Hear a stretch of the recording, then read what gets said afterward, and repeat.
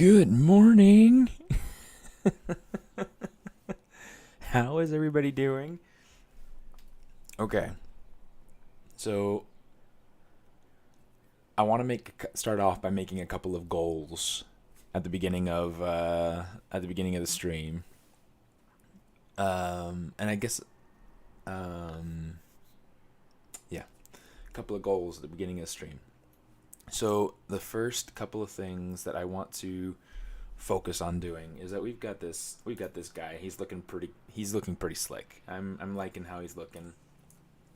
I've played with the mask a little bit since last week. Not a ton.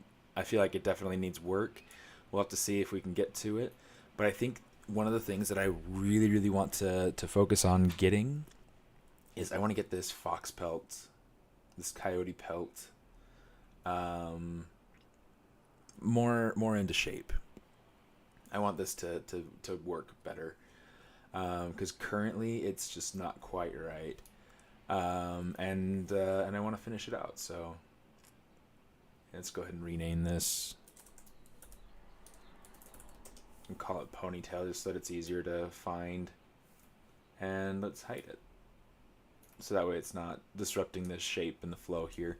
Okay, so I want to go through and rebuild, not rebuild, but like create new pieces for my fur clumps brush, so I can get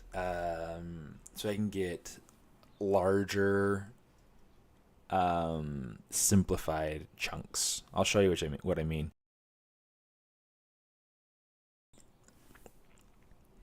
Hey, howdy, hey, Leonard. Doing pretty well. How about yourself? I am doing pretty well. Okay, so let's see. Let's get our fur clumps brush. Okay, this is one that I intend to go through and start selling.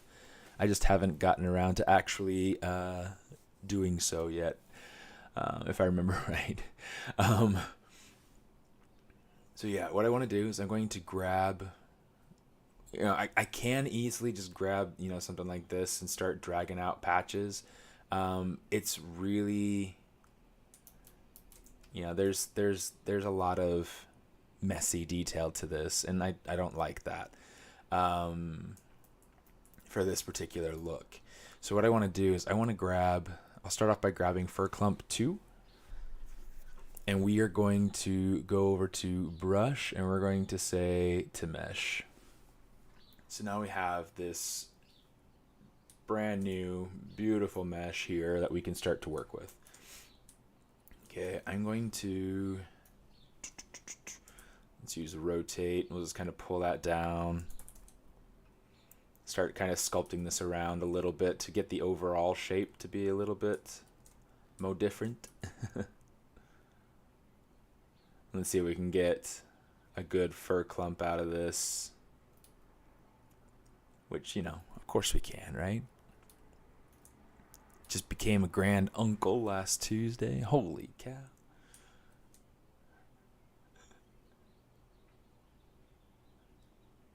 That's some advancement if you ever heard of any. Yeah, it's like when your nephews and nieces and everybody like that start having kids, that's when that's how you're making it. Okay, so here's one of the things I want to do is I want to take this and I want to, alt kind of push that with the rotation translation. We're going to hold alt and kind of rotate that end a little bit, and then go to the move translation line, hold alt and kind of pull it out some. Okay. Got to make sure that we have our masking set in a way that allows me to make modifications without worrying too much about other shapes.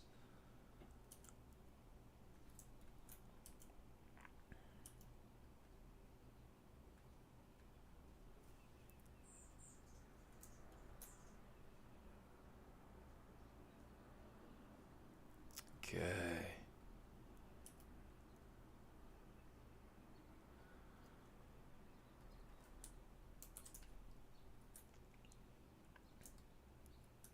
This is feeling really like too simple. I'm trying to think. Now I gotta do a little bit of a draw over. Let's see if we can do something here. I think what we need is maybe one chunk. Man, it just does not want to participate today. What is wrong with you?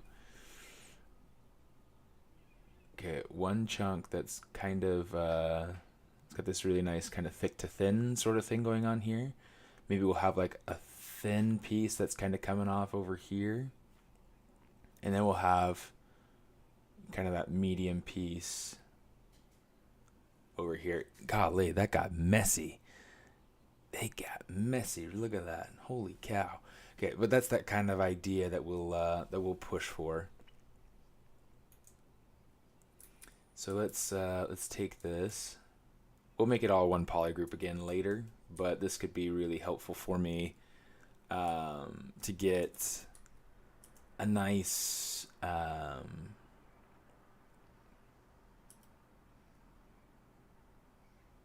control over the pieces individually. You know, just gotta go ahead and, in fact, we'll just smooth it out.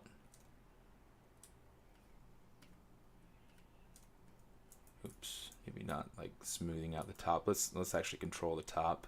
Bring this together. Boom.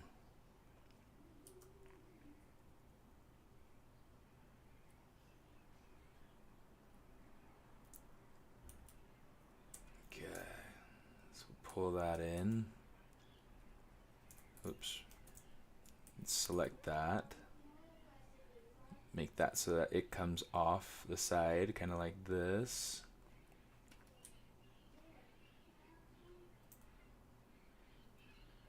Uh-oh. Did this really just...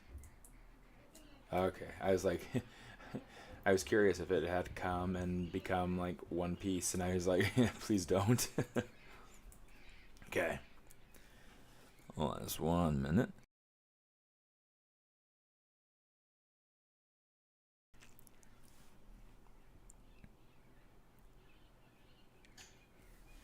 Good morning. How are you doing?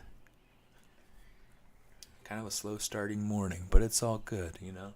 We're gonna start off with an IMM brush and see where it takes us. See if it gets us where we want to be able to go.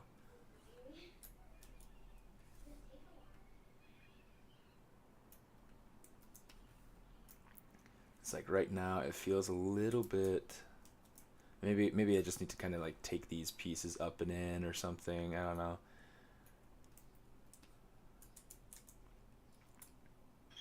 Something like this is feeling a little bit better.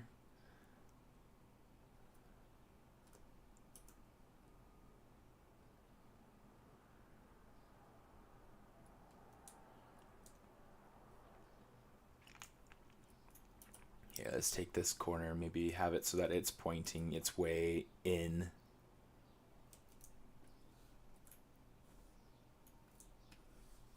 Let's go ahead and mask that.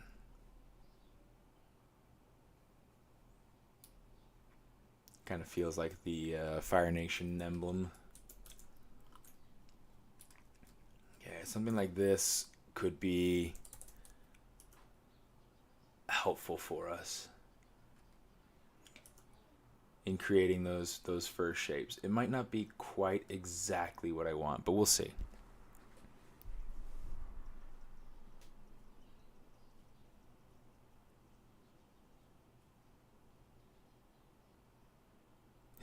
Neck pain, huh? I hope not.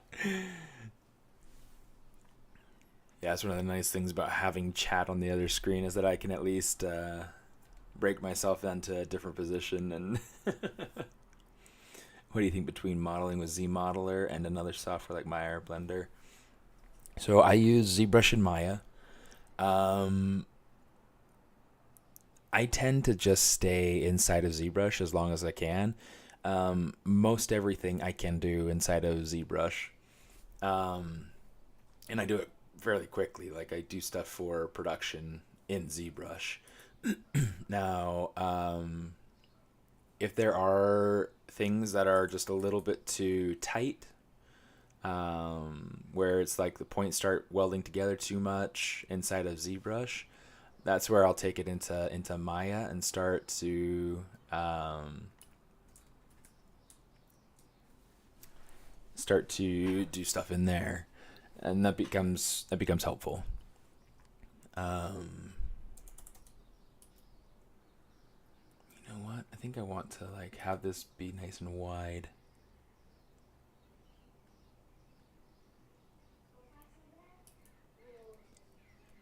I don't want it to taper at the top.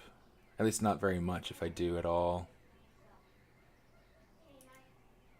But yeah, so yeah, I tend to use mostly ZModeler or other topology tricks inside of ZBrush to be able to get real production topology. Just because I feel like there are so many other things that I can be flexible with if I can just work on everything in the same platform. I get all my sculpting tools. I get all my just everything. There's so much available to me through ZBrush. Whereas with Maya, I mean, I have topology tools inside of Maya, and they're amazing, and I've used them for years. I just feel like I get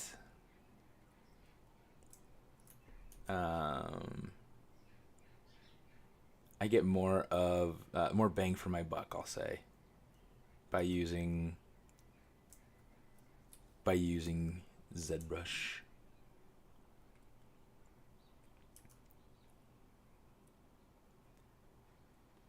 Kind of pull that back and clean up that shape a little bit.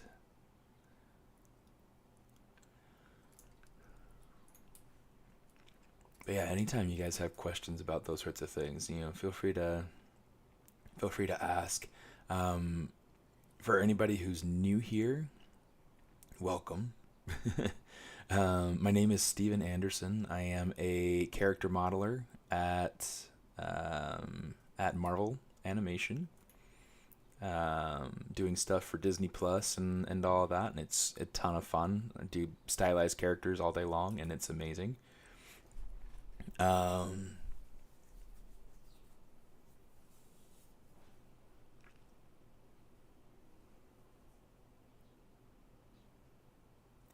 No, so actually, most of what I do is just directly inside of ZBrush. I don't touch Maya unless I have to.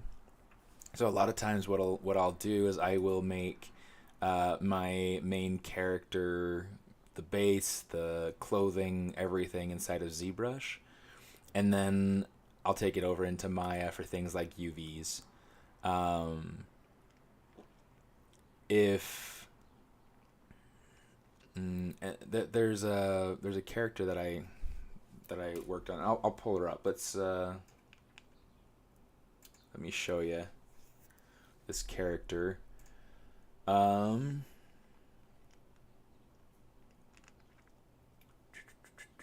I can remember.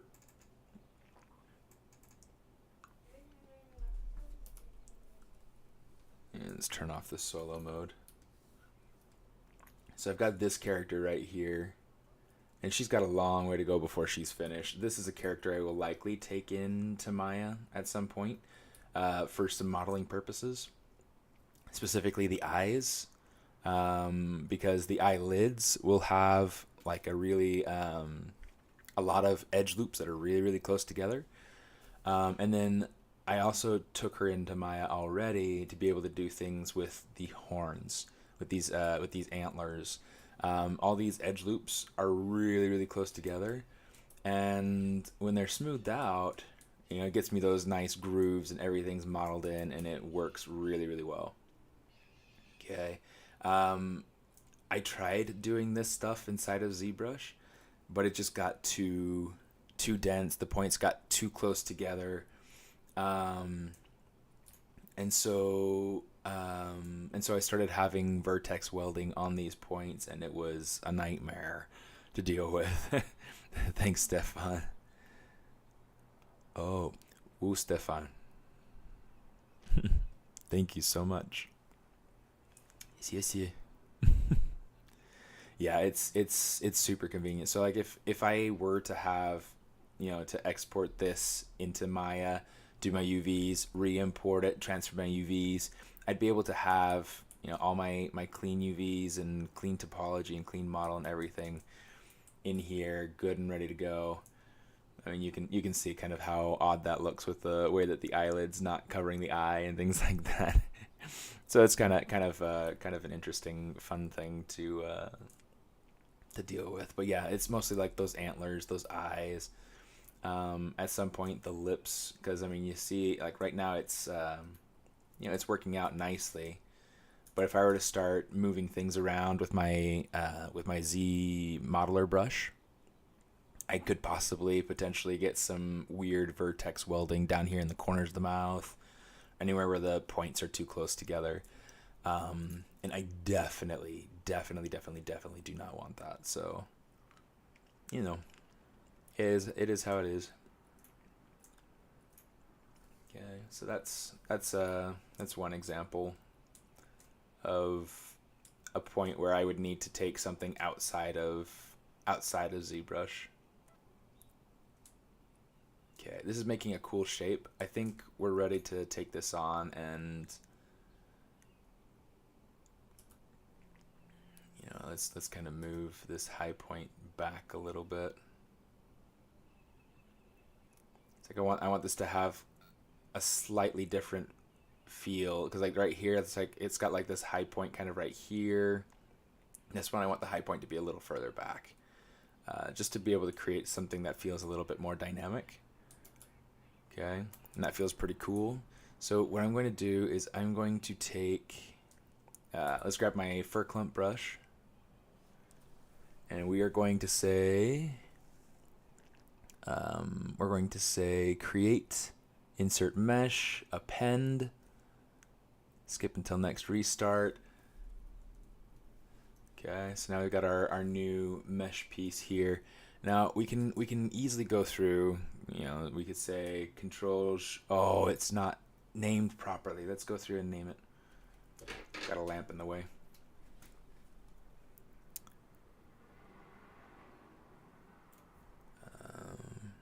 I think ZBrush have it all.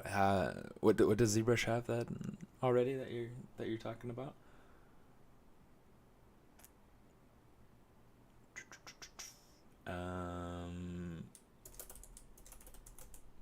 Fur clump _ 06. Because this should be.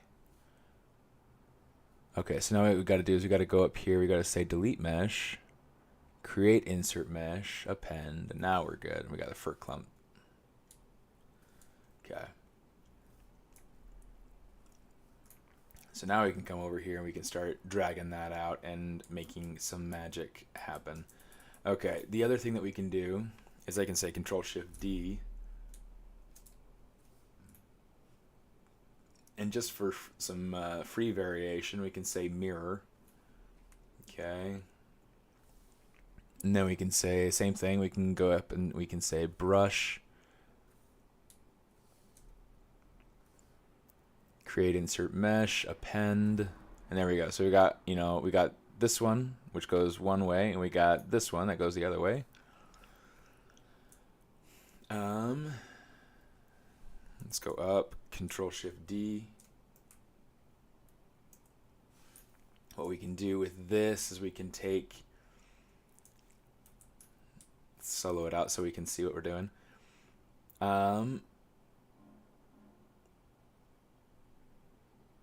We can take this and give it like different variety. Oh, I'm going to want to change up the polygroups.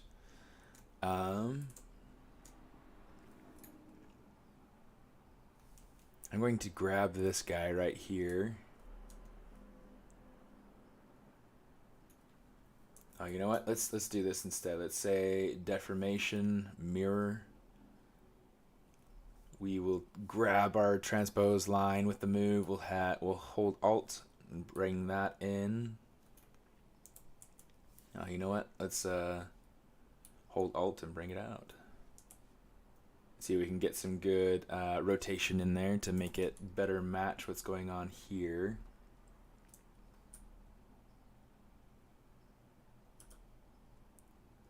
Let's see if we can get something of a different shape with it.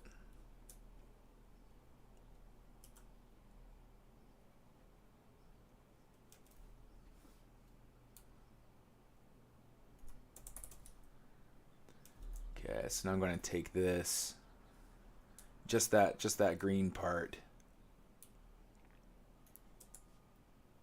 use the rotational change here.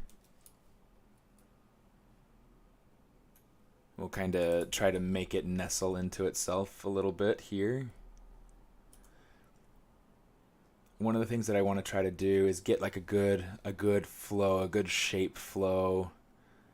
So far, it's still pretty stale.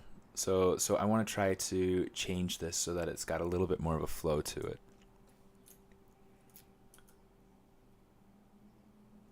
Okay.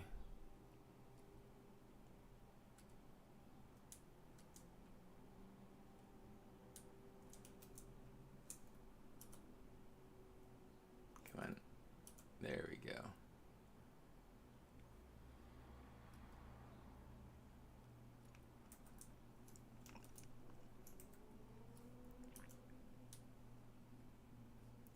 Smooth that down a little bit. And in fact, maybe instead of having it hiding behind here, maybe what I'll do is I'll bring it kind of to the front. Let's bring this over here and hold Alt, and we can just kind of bend it out some. Get a nice big move brush and kind of push this up into position.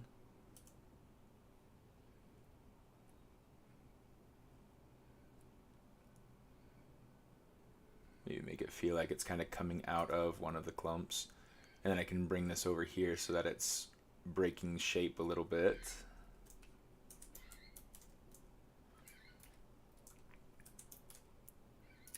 Not 100% sure on this one, but you know, whatever, we'll keep it for now.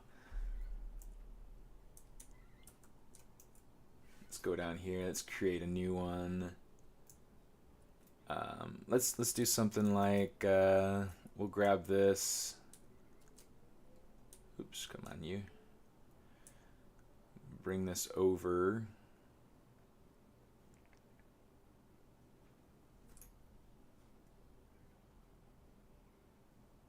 Do something like that. Deformation, mirror.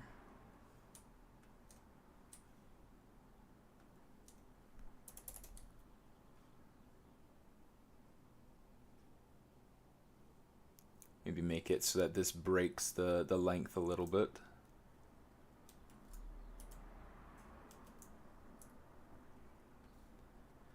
And then with this guy, we can kind of just pull this over.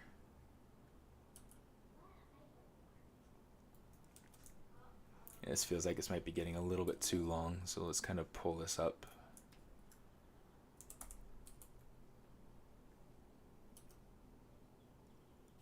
Pull it up, pull it around, make it something that stays off the ground.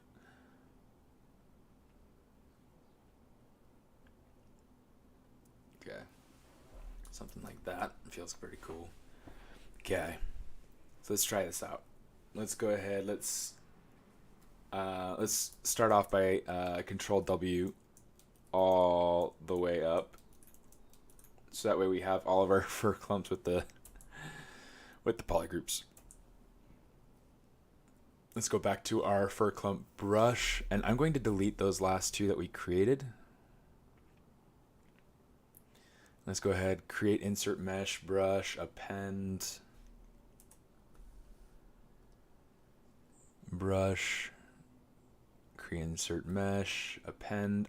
I would hit the remember until I do this until next restart or whatever, but it's like I feel like I want to keep the option of being able to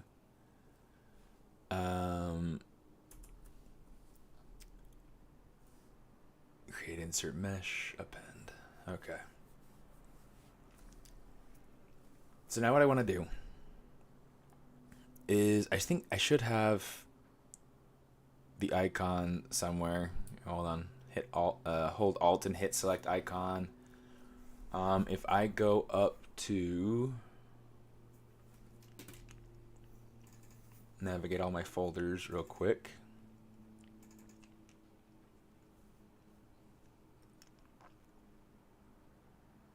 Here's hairbrush, fur clumps. This should be it, I think. Yeah, there we go. So yeah, holding Alt and hitting that button allows you to go through and change. Sorry to circle back. And welding points in ZModeler. Have you tried to set the weld point distance to 1? Yeah, I have. A lot of it has to do with scene size, and because scene size is still something that's really tricky to manage inside of ZBrush, and it's not. Sorry, I'm like getting light through the blinds. I'm trying to avoid. Because it relies so much on scene size, and scene size is not very. It's not the easiest to manage. That's where things get a little bit messy for me. Oh yeah, let's take the brush. Let's hit save as. Yeah, fur clumps. Boom. Hit save. Oh, that's right. It's because it's in here. Fur clumps.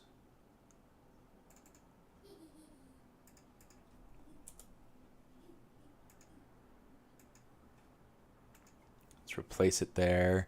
And then the other thing I want to do is I want to save it out into the ZBrush folder.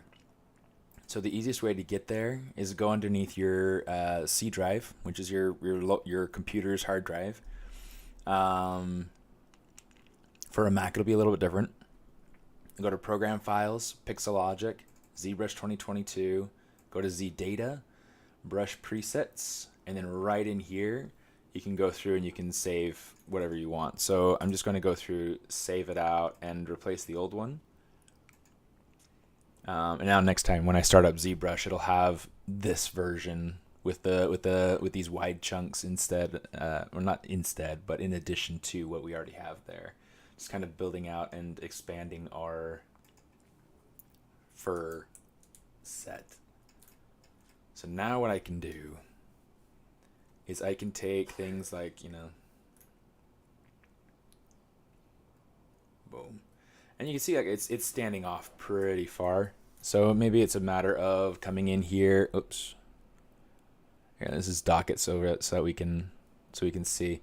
We have all of our other brushes, all of our other pieces. With the starting with 5, we need to go through and change our embed to 0.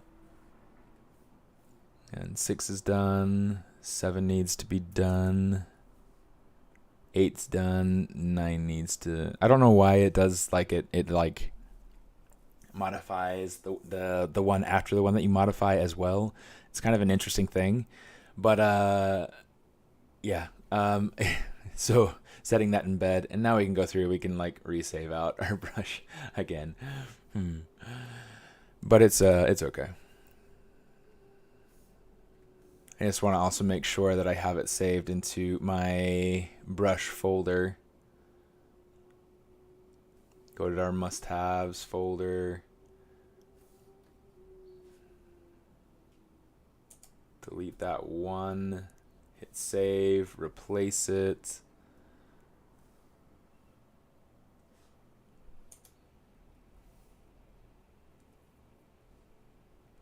Okay. Cool. So now we have all those fur clump brushes ready to go. And we can grab pieces like our new fur clump here. We can drag that out, and you see that's starting to create this really kind of cool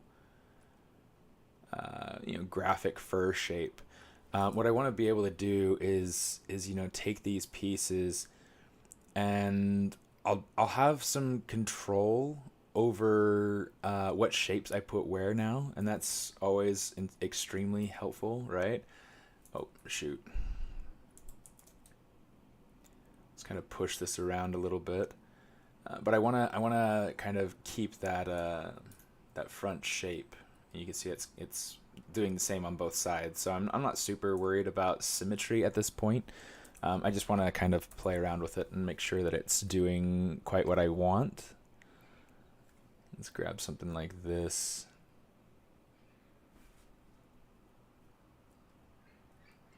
That feels like a little bit tall right there. I want it to lay down some, so let's go ahead and change our Z intensity, see if this gets us more what we want. That feels all right.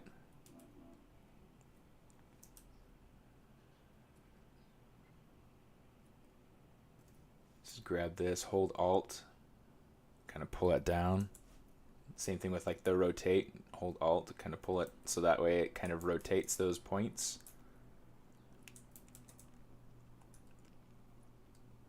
That's not doing for me quite what I'd like, so we'll just get rid of it. But this can be a good start for us to get some fur detail in there. Let's go color fill objects. That way we've got the fur at the same color. Oh, but yeah, I mean, I guess just also to get into that, underneath the geometry tab, the Z modeler welding tolerance is already set to 1. So it's really kind of just a matter of the scene scale, which is a pain, but you know, whatever. It is what it is. Missed a lot of your live streams lately, Steven, and I'm going to have to skip on this one too, regrettably. Anyway, have a good one. You're master of the craft. Thanks, Barry. Sorry, you're not going to get to stick around.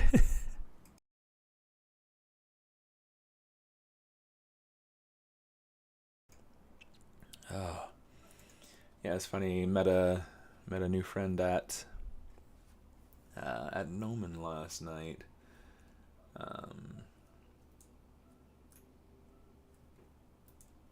It's always kind of fun meeting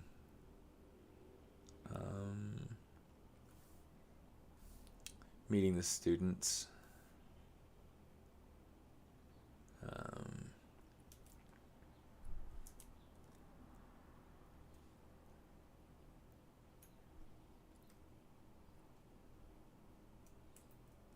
Yeah, it's like last night. It was such a pain last night. I had gotten home, and you know I teach late night Friday classes. Uh, it's the kind of thing where it's like I teach late night Friday, and then I wake up early Saturday morning, and sleeping on a Friday night is, you know, that's pretty important, right? I got home and I was going to lay out my tablet so that I was ready to go for this morning, and realized that I had left my tablet at Noman, and I was like, no. I was so disappointed. So I get back in my car and I drive all the way back out to Noman. Thankfully, there was no traffic, so it took me like 20 minutes each way. Not too bad at all. Um, but yeah, it was funny.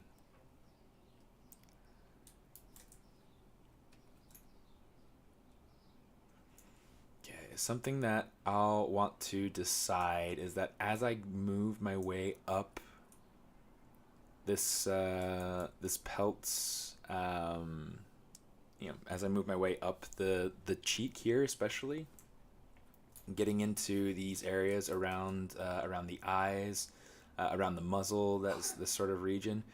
The fur up here, I would expect it to be um, not quite as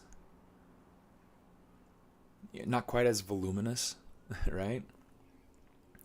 So I'm going to come in and try playing around with some of what we have, clumping down around like these regions where it would be a little bit longer, a little bit fuller. Let's grab this guy right here. Kind of pull it down some. So you can see, like, just by layering these things in, we're able to start to get these more complex details. This is a lot of fun. It's a lot of work getting this to work right, but it's a lot of fun. And then, you know, once, you know, especially if you're working with symmetry, you don't have to worry so much about, you know, doing too much work and totally killing yourself time-wise.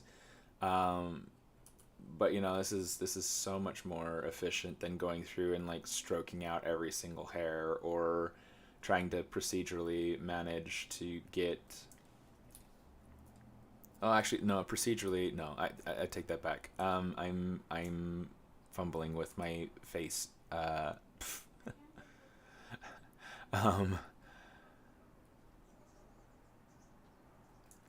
trying to decide if that feels too chunky.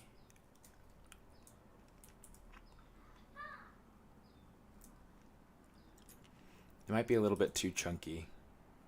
So here's what I'm going to do. Let's take it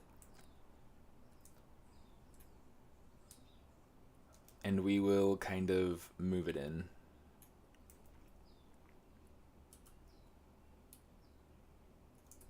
Oh, get my move brush.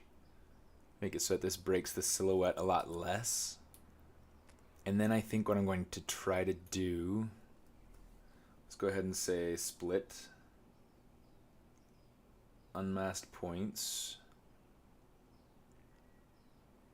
And then with this fox pelt, I'm going to duplicate it, and I'm going to take the piece and let's just start kind of flattening it out some, so that we have, oops, start flattening it out some, so that we have the hair actually showing through. Eventually, the idea is for this pelt to feel a little bit more like just the leather part of the pelt.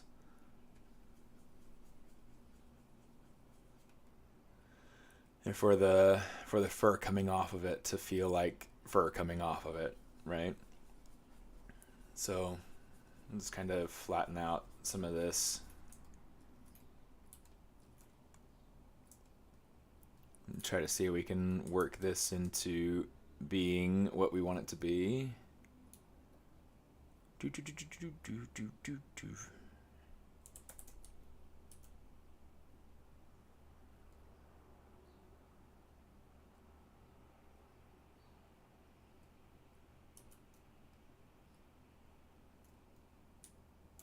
do something kind of like that. I'm feeling like the details are like too big. What do you guys think?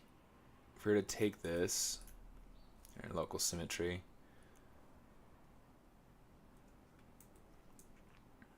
shrink it down.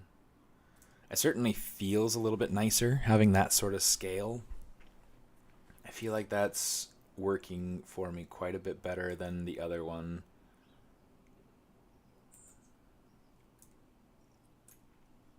Let's do something like this.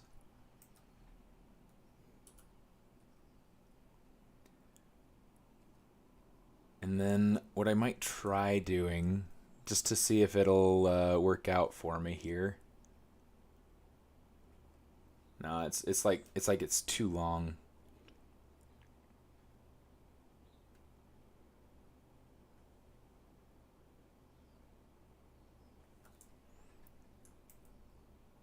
Because like having a chunk like this where it's like lots of chunks put together already, it definitely makes for lighter work when you're trying to cover a big surface. The hard thing is that this chunk is a little bit like the pieces are too fine, if that makes sense. Let me see about yeah, no, even for around the eyes, it's like too fine. So here's what I'm going to do. I'm going to grab this piece and just control click and drag. And you can see this is already starting to make something that works.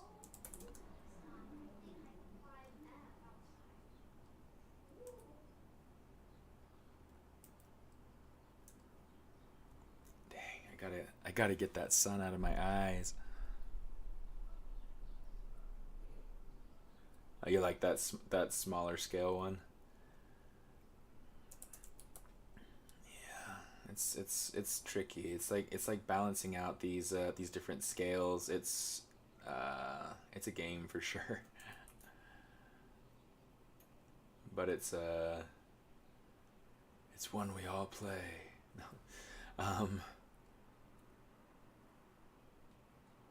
Yeah, there are a lot of like decisions to make when creating something that's got a lot of noisy details.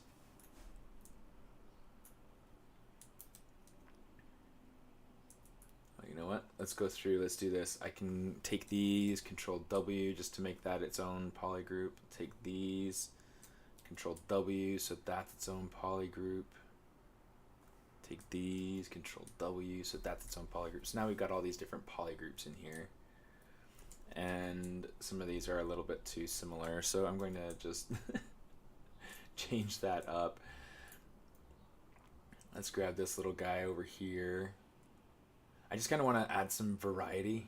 I don't want it to be the same at every point moving up the model, because that makes it feel too similar. It makes it feel too computer generated.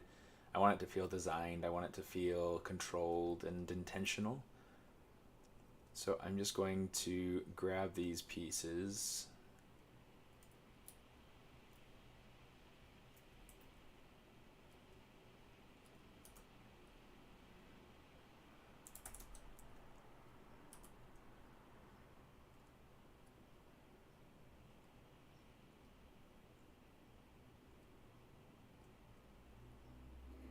Pull them around. I'm going to try to create some sense of unity with the fur.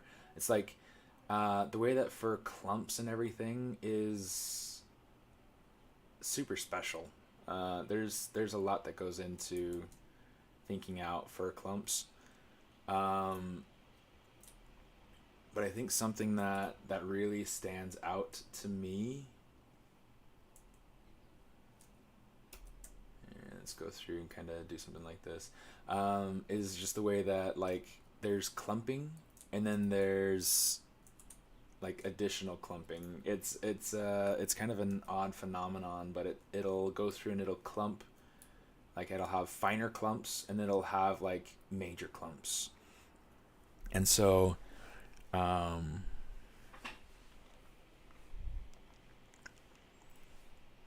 are there streamings on environment on this channel? Yes. Every once in a while, I'll go through and I'll do environment streams. I don't know if there are other artists that do it. But I know for sure that I do it. I actually thought about going through and diving back into my apartment scene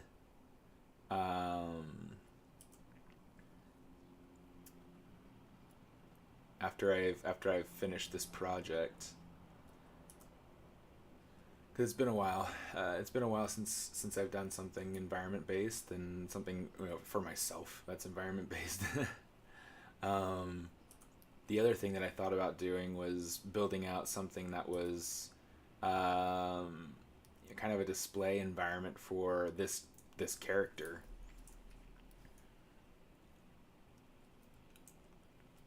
Thought that could be cool.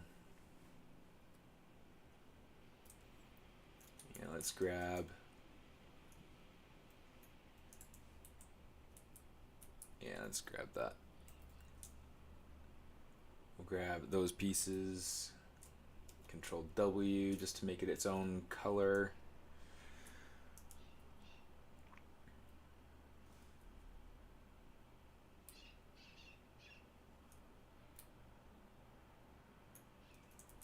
know what? Let me see. The thing I want to be careful of is I want to make sure that it doesn't feel like it's a repeating pattern of any sort. And so I'm trying to...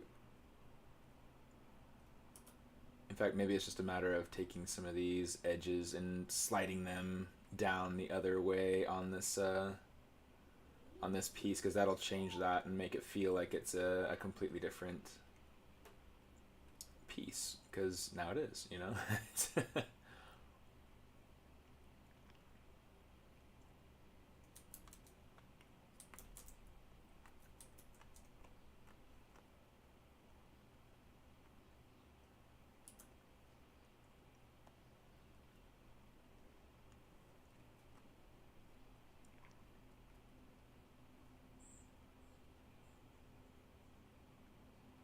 Pulling that the other direction. You can hear the hummingbird. I don't know if you guys can hear the hummingbirds. But I can hear the hummingbirds.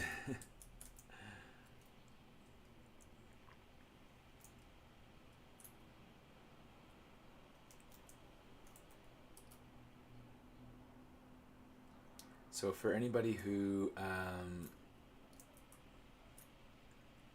is not sure who this character is supposed to be,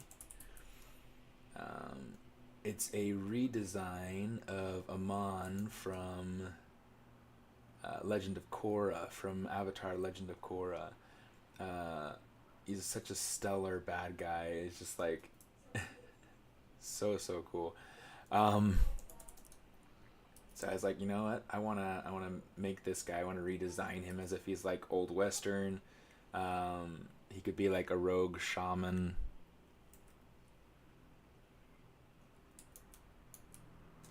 And yeah, just started kind of designing him and pulling him out, and he's working out really nicely so far. I'm really enjoying how this is looking. Okay, here's where we're going to start to have a little bit more to deal with. Let's add in some more pieces and start expanding our first set.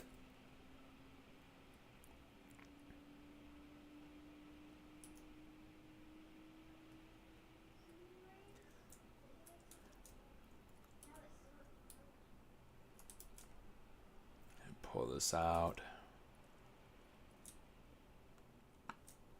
Control W so we get different polygroups. Control W. Control W. Control W. It's like for the first little while, this is going to take a while. But once we get this stuff, once we get like the first few patches done, it should be much lighter work. And the reason being that we've already gone through and created a patch, and once we have enough of an area that has less evident repetition, it makes it a lot easier for us to go through and repeat something and not get caught.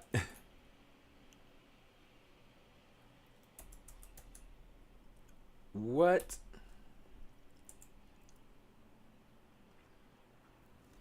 Okay, where's my move brush?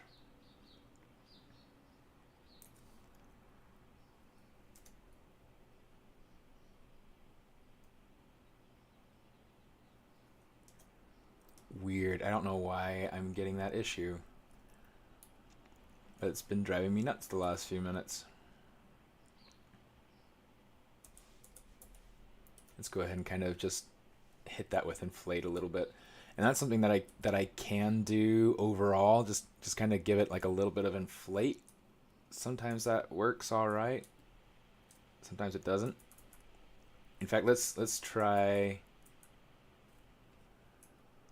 giving it like an overall inflate, which feels a little bit messy, right? And then what we can do is we can say deformation polished by features. That one maybe not that much. Let me see. Say geometry. We'll say clay polish. This is just experimenting, trying to see what we get out of it. Oh, that's kind of cool. I like that feel to it. Maybe I'll try using that then.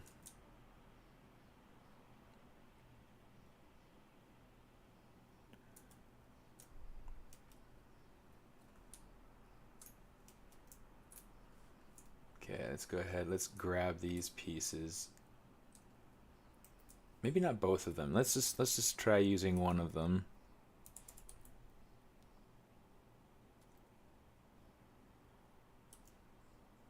Because I want to make sure that this has a different feel to it than the one below it has.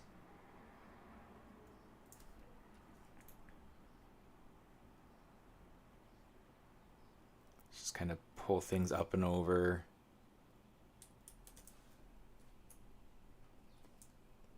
Yeah, just kind of some interesting feelings there. You like the sunshine on my face? The sunshine on my face is really kind of irritating a lot of times. ZBrush hair plugins. Are you talking about? Are you talking about? Shoot, fiber mesh. I personally don't like fiber mesh. It's not my tool of choice, which is fine. I do have friends that love fiber mesh, and they swear by it, and you know, they use it for all their projects, and it's wonderful, and they do great jobs with it. It's just not my cup of tea.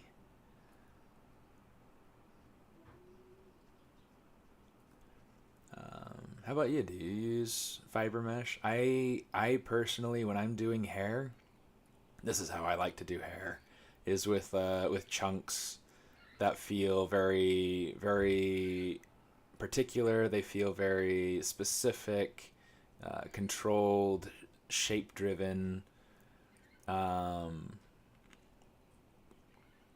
It's a lot of work to get this stuff to work the way that you want it to, but it's super well worth it to me, in my mind.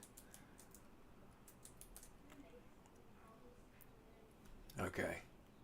Here's what I'm going to do. I'm going to say polygroups, auto groups, just to get... Oh, and then I want to say mirror and weld so that I have half the number of polygroups. Mirror and weld, right there. Control click and drag it up.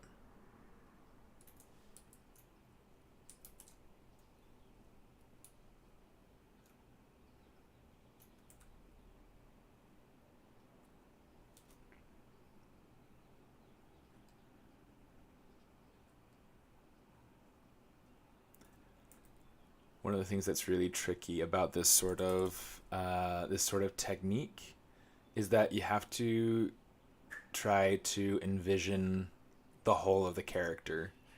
And you can see how like all the pieces are starting to work together. They're starting to flow together and feel like it's got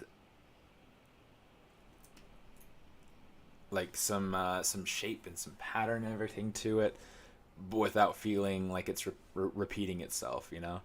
And that's kind of the goal that we have here.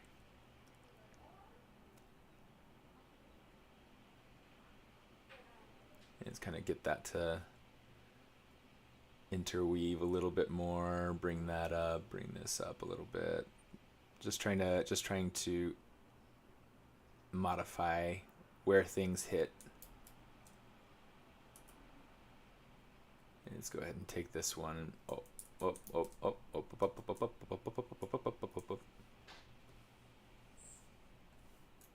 grab that.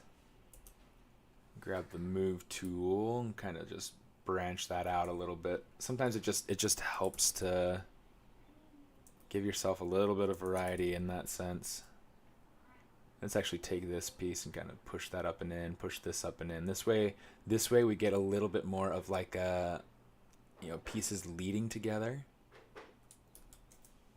So you see like we're getting like this like curve up into it, and then we're getting like this break, and then we're getting like this curve out, which creates this really interesting dynamic feel.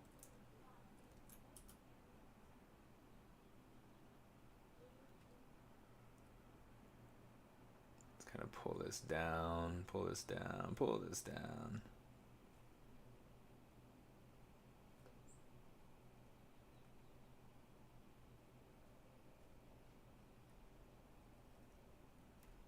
And it's all about kind of checking things from different angles, right? Just like with everything else that we do, we're trying to make sure that we check things from different angles.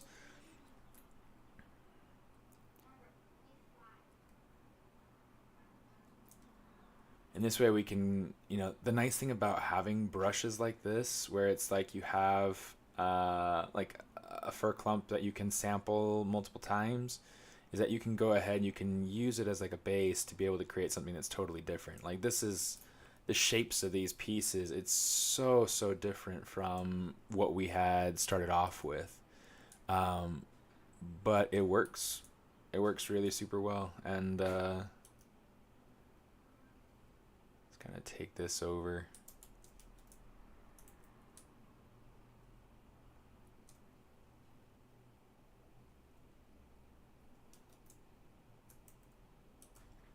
Here, I'm going to kind of pull this out. Make that a little bit smaller, so that way it's varying it up, so it's not all like the exact same thing over and over again. Like over here, we'll do the same thing. We'll just kind of take this, smooth it out, and it won't be the exact same, which is nice, but I'm going to try to, you know, kind of somewhat copy what I just did. Let's kind of smooth that out, pull it over in underneath it, or we could kind of make it pull out the other direction. That'll help to kind of break silhouette, make it something that's totally unique.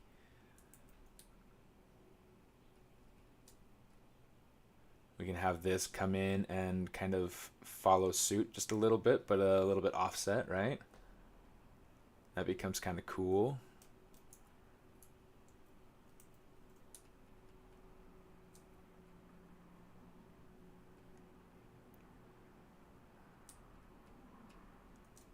Something kind of like that.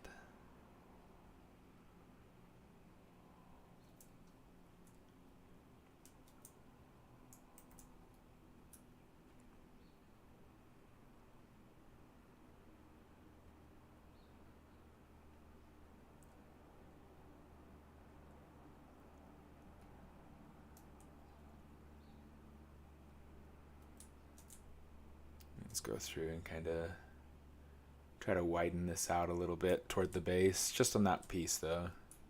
I don't want to modify the other one. Okay, so up around here is where we're going to want to try to figure out what we're going to do differently. I hate getting the Norton things. I prefer XGen. Yeah, XGen's going to be different. And it's something I might go through and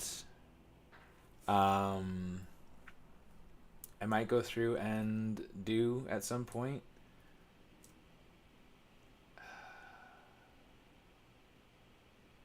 Yeah, definitely not quite. What's going on down there? Where did that come from? I don't remember putting that in, huh?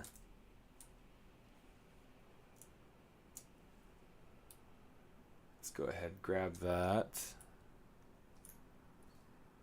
Delete hidden. It's like, wowee. Alright. And maybe this is a matter of like taking these pieces and making them a little bit larger, maybe, and maybe a little bit flatter. I don't know. Let's kind of play with this. I do feel like this is coming up a little bit high for what I'm wanting to accomplish. So let's see if we can kind of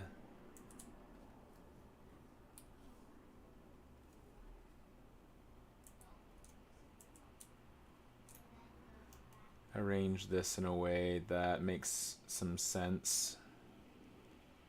Let's take it to the back. Let's take it to the back.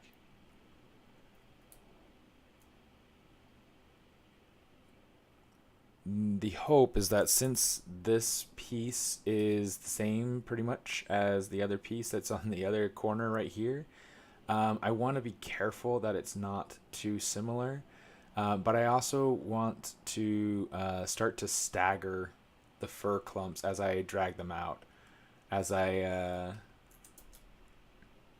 copy it down. It's like this piece right here. Let me see. Let's grab this and reshape it a little bit to fit the form a bit better.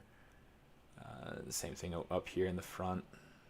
Let's get some of this reshaping.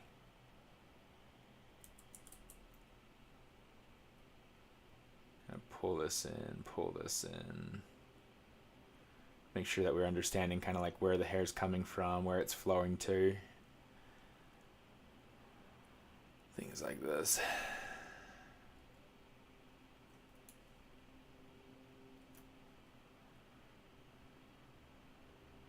Cool.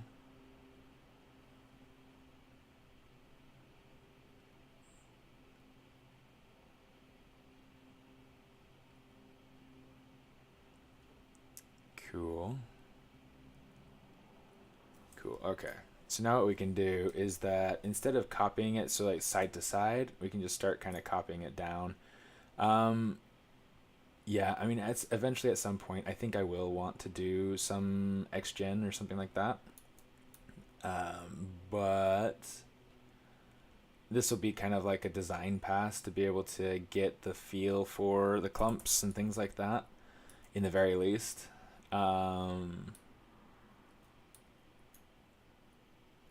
And so that's kind of one of the benefits in my mind of, you know, doing geo hair, is that it creates a really decent stand-in, you know, just something that I can then go ahead and use as like a pre-visualization or as a concept, or, you know, as even as like a base.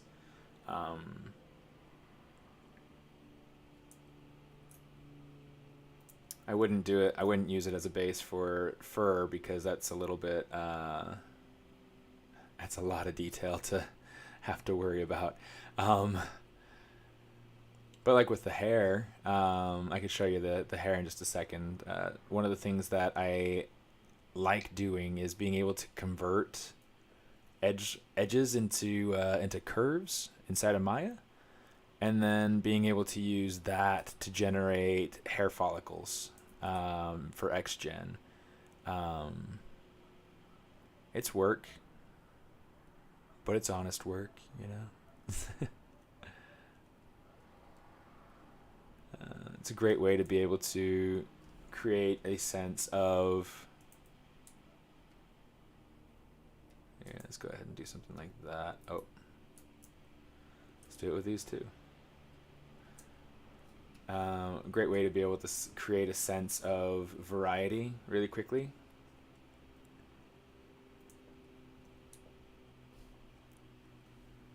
But also to be able to yeah, that'll work nicely.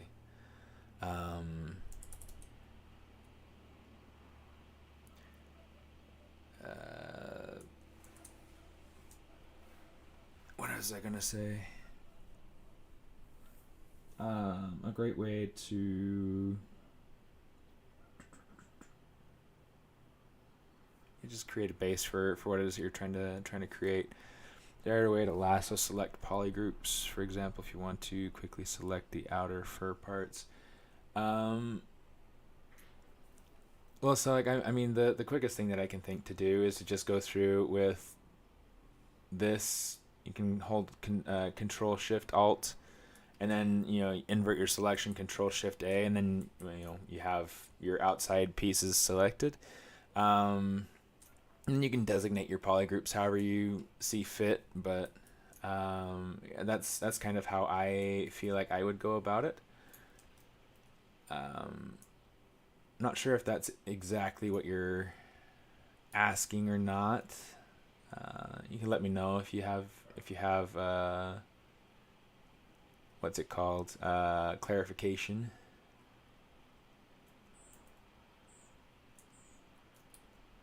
It's so funny to hear hummingbirds fight and being all territorial over the bird feeders.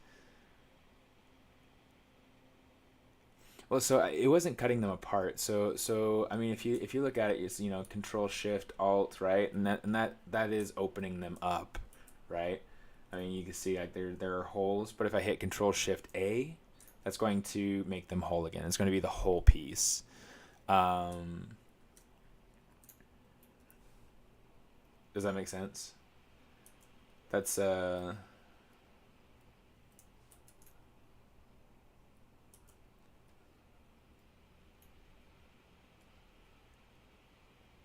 kind of what I got right there. Control Shift A. So Control A is going to mask everything that's visible, but Control Shift A is going to make everything visible that's visible. So anytime that I have, yeah, let's see. Maybe I want to isolate this piece right here. So I'll just Control Shift, you know, select lasso that. And it doesn't have to be just a select lasso. It can be with any kind of selection tool. So Control Shift click to be able to select that, and then Control Shift A. That'll make that whole piece visible. It's a super helpful tool. Like I don't know how I ever got on without it.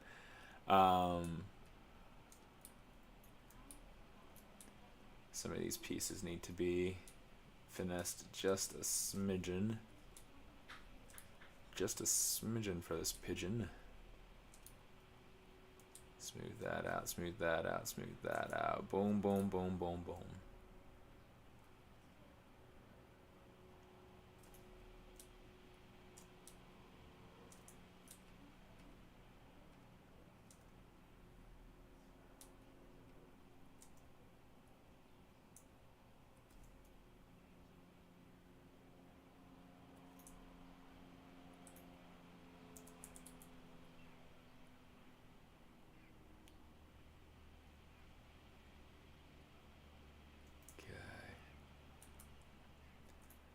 Okay, this to me feels really noisy.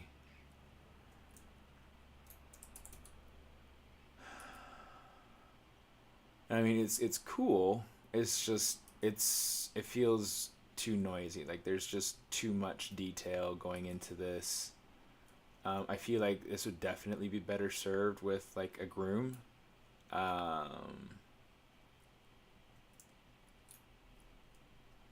I definitely feel like it's just too much detail. So what I'm thinking I want to try to look for, let me see. I should have somewhere must-haves, brushes, not digital clay. Oh, there are these. Here we go. Let's grab this and see kind of what we can do with it.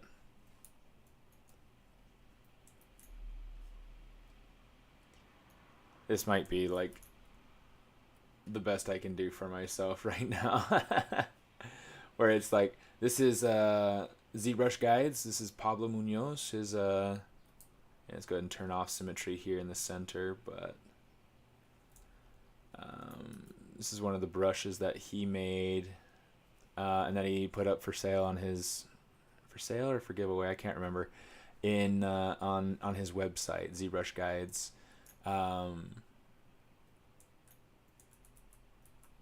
It's a little bit too heavy right now, so I'm just going to change my intensity a little bit.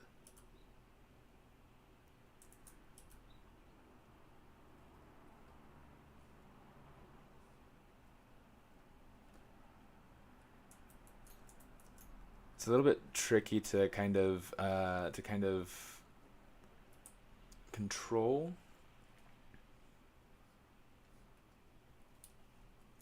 but yeah, this is just a nice way to get like a simple hair looking bit of detail. So if you're not familiar with that at all, or with Pablo Munoz, he's fantastic. He is one of my favorite. One of my favorites. One of my good friends from the ZBrush team, but he also does live streaming. Although I honestly haven't seen him stream in a while. So I don't know if he's been busy, or if I've been busy and just haven't noticed. Both are very, very possible. Let's see what we can get. Some of this kind of coming in down here. Oops, it's a little bit much.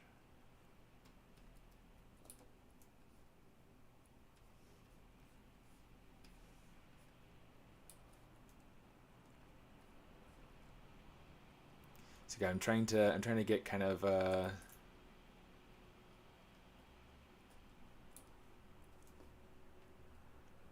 balance of large fur details and small fur details. It's probably what I should have done in the first place.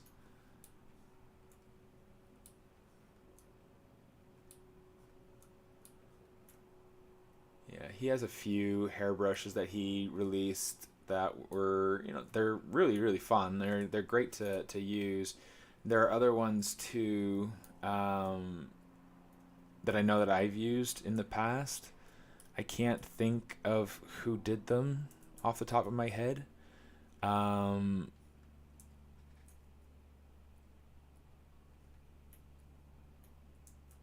a little bit much. That's a little bit much. That's a bit alright ish. Yeah, let's take it out.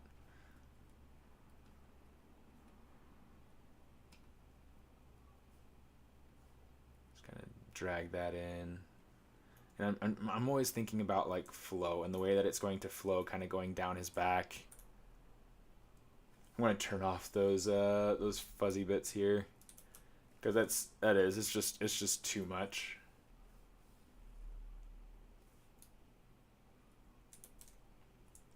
And that feels quite a bit less fussy.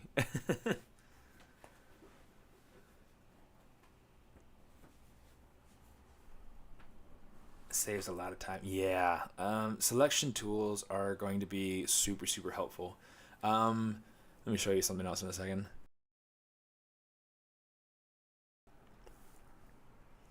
So something else that's super helpful is that, say for instance, maybe I have a portion of my mesh and I'm working on this portion of my mesh and I want to grow that selection.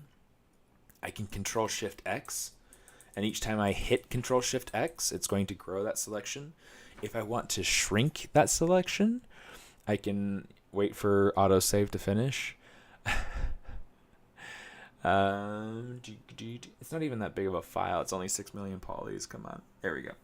I can hit Control Shift S, and that'll shrink. So Control Shift S to shrink, Control Shift X to grow, Control Shift A to be able to show all. But it's only going to be all of whatever's consecutively shown, right? So yeah.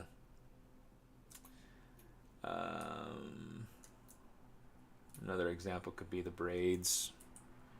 The braids. This is all like, this is all one subtool, but it's all comprised of a bunch of different meshes. So if I Control Shift A, it's going to hide, keep everything else hidden and show just that strand. If I want to show just the braid, Control Shift A. Now I've got all three parts of the braid. I can Control Shift click and drag to invert, and I can see the ends of the braids here. That's not supposed to be like that. Oops. Let's go ahead and kind of push that so that it's coming out from inside of the beads.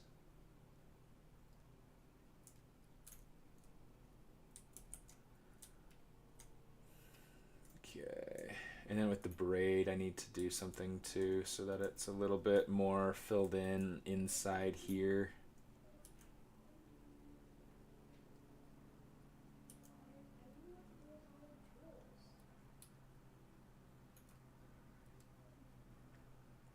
Otherwise, it just feels a little bit too empty.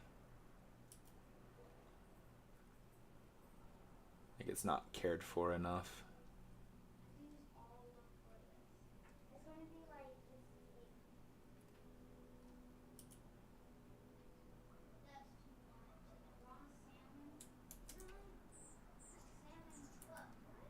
Cool.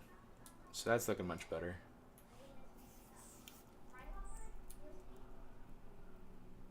I'm curious with our hair bits.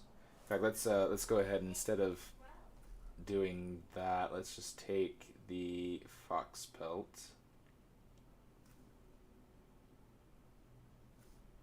Yeah, we'll just hide that group. Okay, I'm curious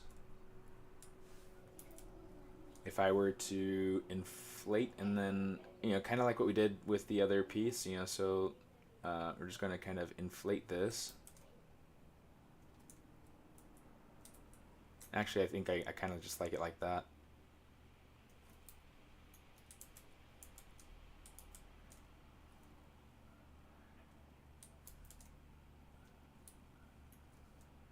Same thing over here. Just give it just like a little bit of an inflate. Oh, we got a little piece over here that's kind of sticking through. We don't want that. We don't want that. Ain't nobody got no time for that.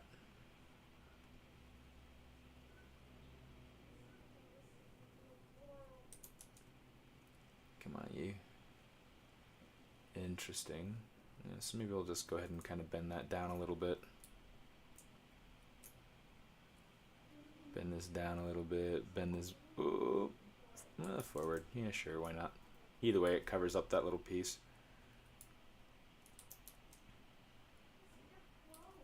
You know what? I'm going to start merging together a couple of these pieces, these hair pieces.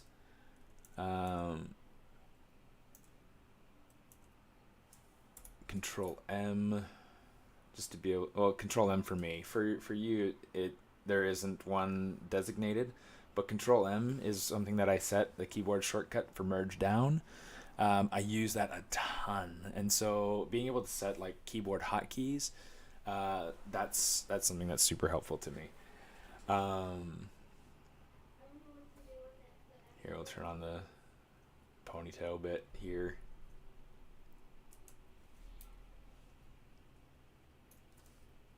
Let's come over here, MRGB, color, fill objects. That way it's what it needs to be. Let's go deformation and we'll say inflate.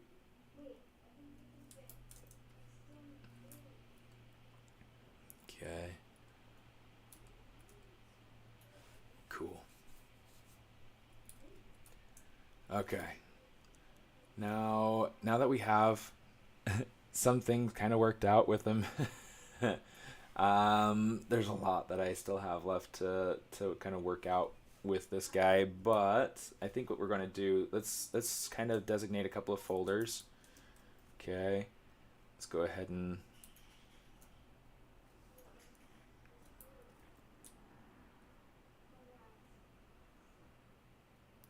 I want to grab anything that's clothing except for the fur. The fur bits will stay to be their own thing. Let's go ahead and grab the boots. We'll leave the fur in their own thing for now. We'll say Control M. Say OK. Uh-oh, something's hidden. Oh, I see. So I just need to delete hidden then. Now I can say Control F. This is the basic shortcut for this, so this is something that's going to be set for you already. Yes, I want that to be a folder. Clothing. Turn that off. Let's check it out. Okay, so cool. We've got the clothing there. And maybe I should add those fur bits to...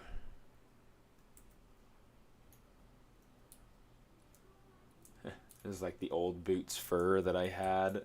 That's a mess, so we're just going to delete that. What is this piece right here? Oh, this is an old piece too. This is something that I'd made to be able to make that cummerbund thing going around his waist there. So we're just going to delete that too.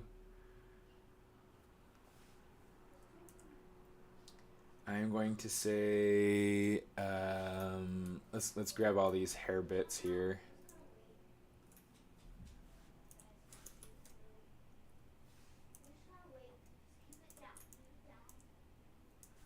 Let's merge these together so that they're on the same group.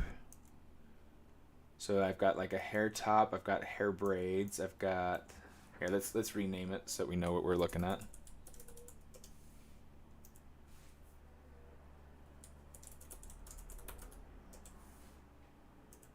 And we'll say, oh, you know what? Let's just go up here. We'll just say merge down. And now we've got like hair sides, and that'll just include the back. I think that works just fine. Okay, let's go up. Hair top. Yeah, that's fine. But let's go ahead and take the hair braids.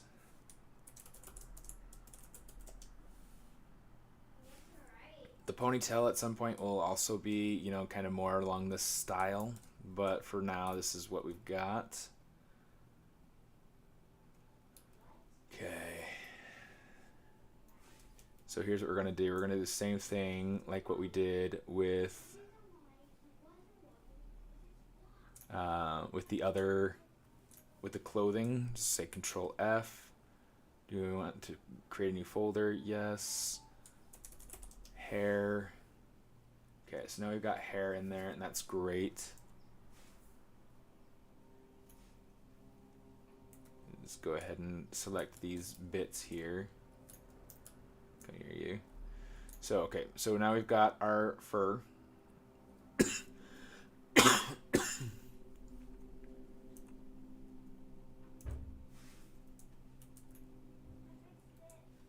Interesting. For some reason, I thought I had...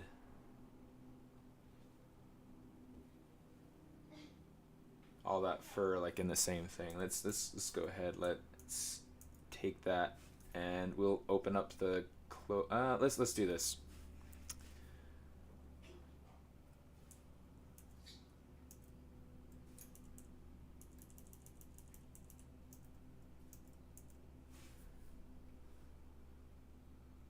Let's drag this whole thing down here. We'll come down and we'll say fur trim.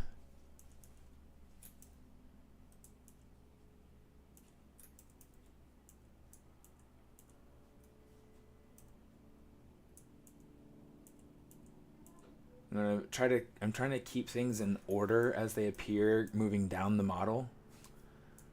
Like this one, for instance, is up quite a bit higher, so this will be like the top fur. And then we've got these right here that happen on the boots. So I'm just going to take those. Those are the bottommost piece. So let's say fur boots front.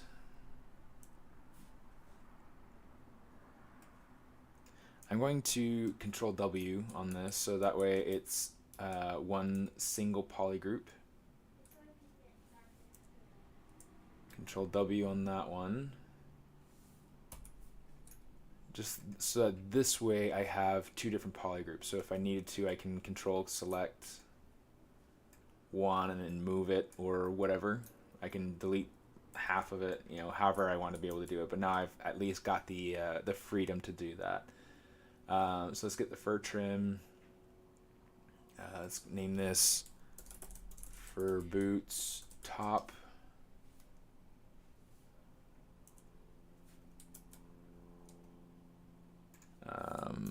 Fur apron bottom.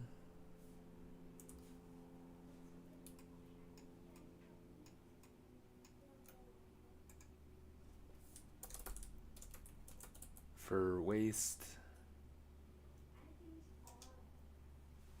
And I'm going to go ahead and make this all one polygroup. And then on the bottom, I'll make this its own polygroup as well. So that way I've got like a top and a bottom. And then yeah, same thing, Control W, rename for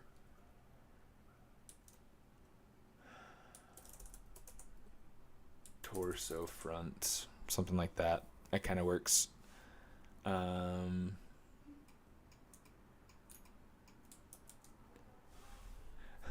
good. I'm glad that all this mundane stuff is good for something. All right.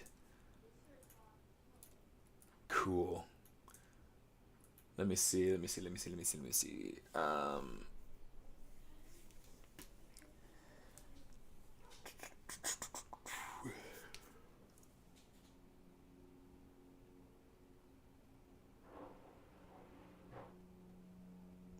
Trying to think what else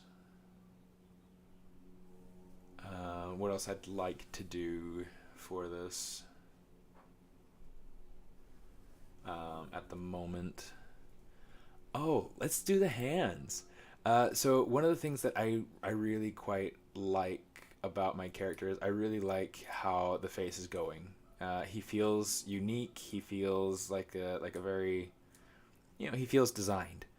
In fact, just for the sake of, let's kind of close that. I'm going to turn off the hair. So, I mean, I went through and put some good thought into how I want this character to feel as I look at him, and try to think about like shapes of like, kind of like straights, curves, getting like kind of these some of these shapes in here to make him feel like he could be. Thanks, Prashan. It's good to see you, buddy.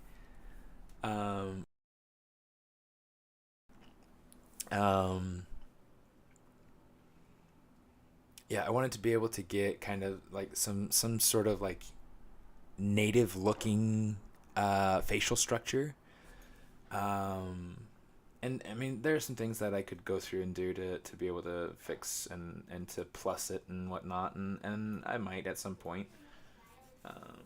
But for right now, I'm really liking kind of how he looks. I think that there could be things like maybe this is up a little bit too high, but it's something that'll happen at some point. So yeah, that's kind of where he's at for now.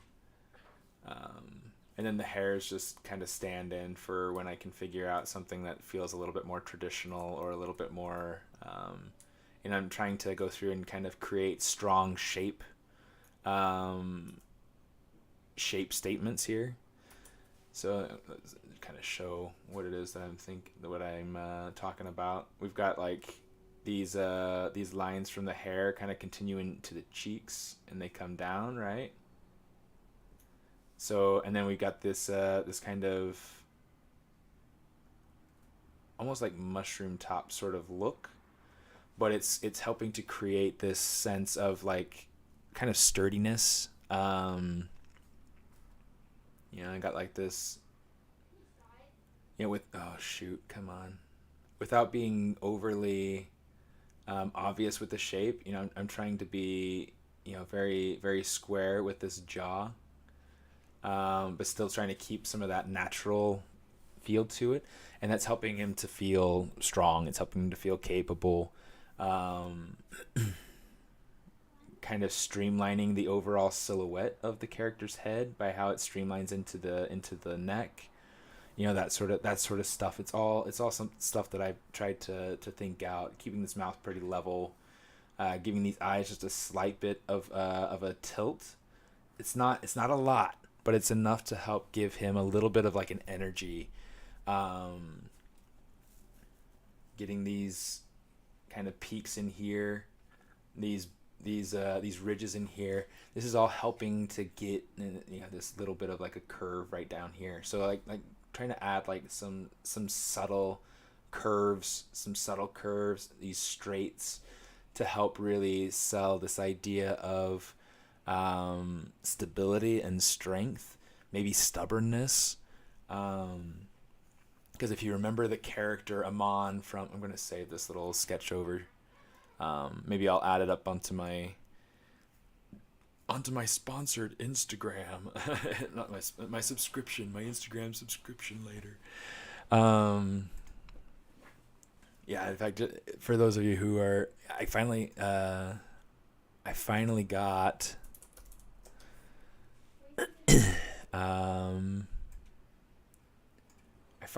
the subscription stuff on on Instagram.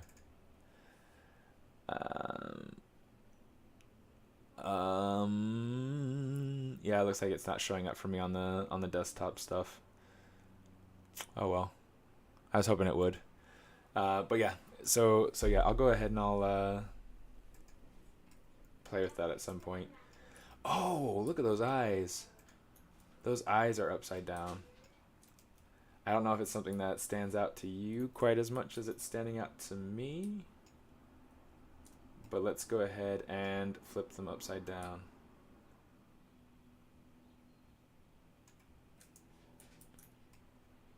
See, that feels a bit more natural. His eyes are feeling a little bit maybe bright.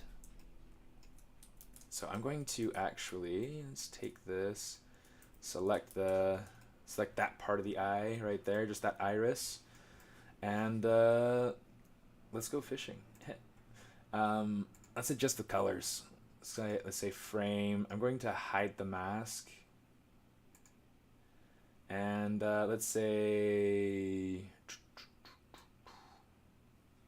well, we can push this this hue a little bit one direction or the other just to kind of play around with it. Let's say saturation, boost it up, but I want to take the intensity and kind of pull it down some. Let's boost that saturation quite a bit more.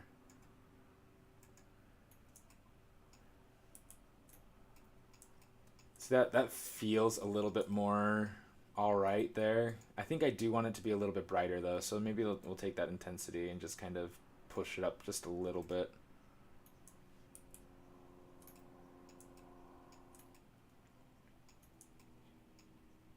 That works. That'll work for me for now, in the very least. So yeah, we'll let that be for now. Okay, let me see. Okay, the hands. But one of the things I want to do right now, the hands are clean. Okay, it's you know, they're clean shapes and everything. They work, but they're not in the style of the face. So I want to go through and you know, they don't feel the same age as the face. So I'm going to want to go through and kind of play with some of the shape, play with the knuckles a little bit, just make sure that they feel like they fit on the same character, you know? So let's play with those a little bit. Let's get in here. And what I can do,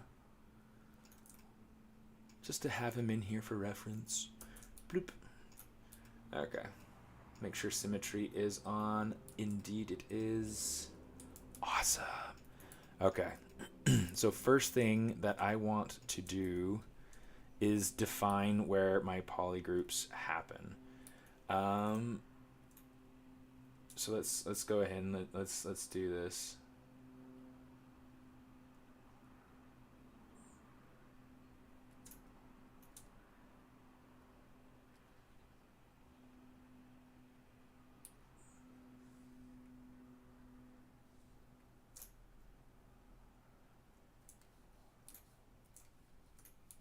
Okay, it should be the same on both sides. Awesome. Oh, no, not that way.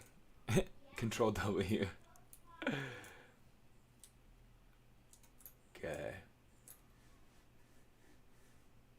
Now I feel like this is not the right spot. Like if yeah, it's just not the right spot. Let's go ahead and hit that. Control Shift X, sorry.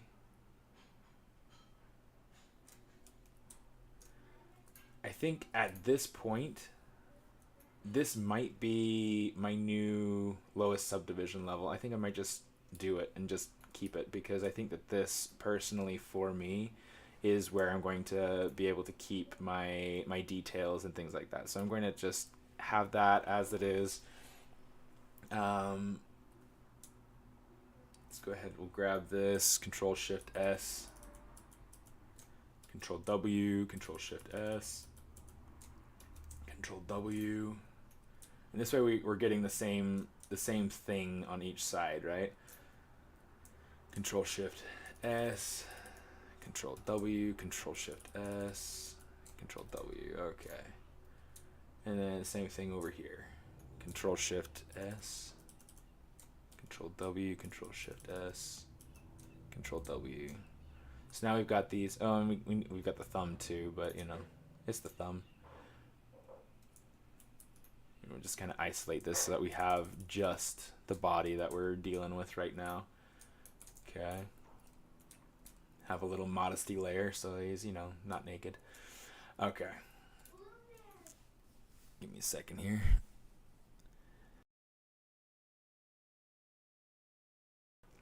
For anybody who's interested, yeah, this is going to be a cool opportunity, guys. If you haven't participated in the live sculpt off, this is a fantastic bit of fun. Since the pandemic happened, this has happened virtually, and it's been open to anybody who wants to participate, which is awesome. We've been introduced to so many awesome artists through the live sculpt off. In fact, last year, a buddy of mine that I worked with at Imagineering was one of the winners. It was awesome to to hear him be called out as a winner, and to see his cool. He was the one that did the. Because this is the one of like redesigning a classic or something like that. He did Kermit the Frog. Sitting on a pier with Big Bird, but Big Bird was little and Kermit the Frog was huge. It was really kind of funny, and it was nicely done, and everything is super creative, and it really stood out because of that, because of the creative kind of idea going into it. So yeah, this is the sculpt off. There are some themes, complete rules, and information. You just click into this, and this will give you things to be able to think about. It'll give you the rules. It'll give you the environment scenes. You have to use these in this year's sculpt off. So it's really kind of, you know, one of these, not all of them, but one of them. So it's kind of cool. It's a little bit of inspiration using one of these scenes, and then these are your themes. So we got Zen, bravery, rebirth, unity, strength, and honor.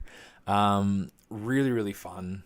It's, you know, you pick one of these and you sculpt something based off of this. Yeah, Prashant, you totally should, because you've been killing it lately, you know. You know, for anybody who doesn't know Prashant, he went through and he does a ton of sculpting, like a ton of really cool, fun characters, and then he animates them and he makes them really pretty and everything. This is one of the characters that he's done. It's a little stylus holder. Keep him next to my computer. Yeah, it's fun. This is a lot of fun. You get 3 hours to be able to sculpt something, and everything is done in ZBrush. You can't use anything else. You have to use just the default tools from ZBrush. So like I won't be able to use any of my custom brushes unless I make a custom brush during the stream. It's crazy. It's crazy, and it's stressful, but it's so much fun. So much fun. So yeah, let's go ahead. Let's work on these hands. I want the knuckles to become more dominant. So I'm going to start off by hiding those edge loops. gonna kind of, oh shoot, not that one. I want to use my move topological, and I'm going to kind of make like a little bit of a crease by moving these edges closer together, you know, further down the finger. I'm also going to try to kind of pull it up and out. Okay, so this is just getting this started, right? It's nothing special yet. There's still so much left to do to make these hands feel older and knobbly and things like that. So what we're gonna do, let's try bringing in these groups here.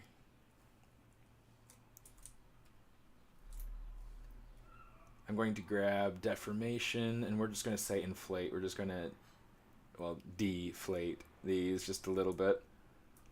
That might be a little bit too much, actually. Let's soften that mask once here. Now it's going to have a little bit more of like a taper going toward the inside, which is awesome. That's starting to get a little bit more of like a designed hand sort of look here. Let's go ahead, let's do something like this, do something like this, do something like this, do something like this, something like this. Okay.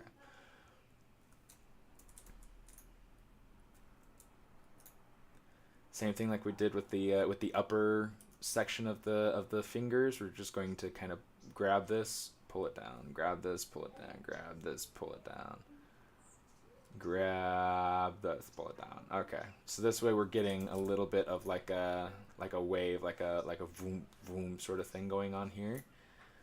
In fact, let's try to play with some of the shape of these fingertips here. I'm going to try to emphasize some of the knuckly bits here. I feel like there's a lot going on with this section of the body with the hands. Hands feel like they're always getting attention. Like they're always being thrown into shots. You know, we're always getting like some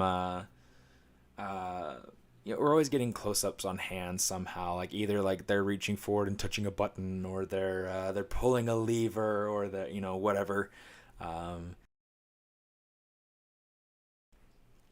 There's a lot of storytelling with hands, and so a lot of what I want to try to do is make sure that I am emphasizing the character, that I'm supporting the character's type, that I'm paying attention to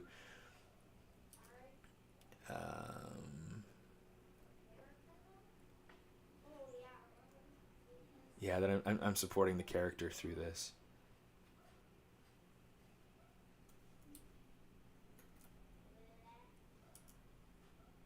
Through the different shapes that I have happening in here. This feels like it's losing a little bit of volume, so I'm just going to try to like pull it out and emphasize some of the shape changes that we're doing down in here. So instead of getting like a nice gentle sweep, I'm going to have it like a teeny little bit of a break before it swoops out the other direction. So it gets like a really subtle kind of like seagull sort of shape, like a teeny bit of a peak right here. Even though like naturally that doesn't happen really, so it's just trying to help emphasize the boniness of his hands. Let me see, what else can I do? Let's kind of play with this surface down here. Let's grab this and this. Oh, Control A, and you know what? Let's maybe hide this and soften this out. We're gonna have to go through and do this, do that selection again here in a minute, but it's okay. It's totally worth it. So yeah, just go ahead and select that, unmask it, and now we can kind of pull this back a little bit, and that's helping us to create this little bit of a ridge here for the hand. We're gonna do a similar sort of thing down here.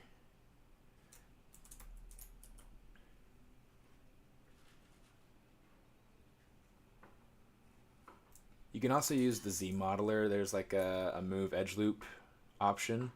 I don't feel like I need that quite now because I want to be able to take advantage of moving points around the edge as well. You know what? Let's do the edge loop above that instead. Okay, something like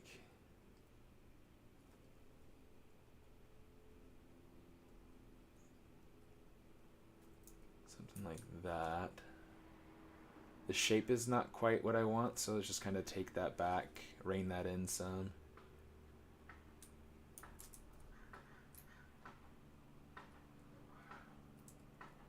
But yeah, by going through and controlling these shapes, let's get this to this flow down here to feel a little bit more what we want.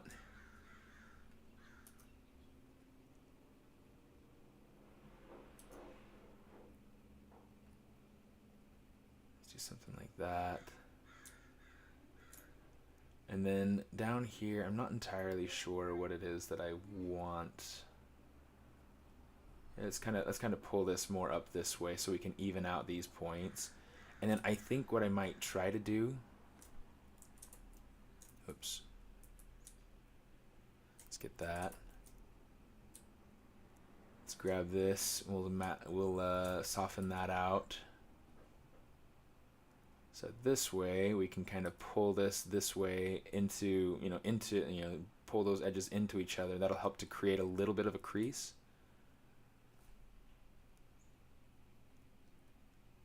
I'm just going to try to even out these edges through here a little bit.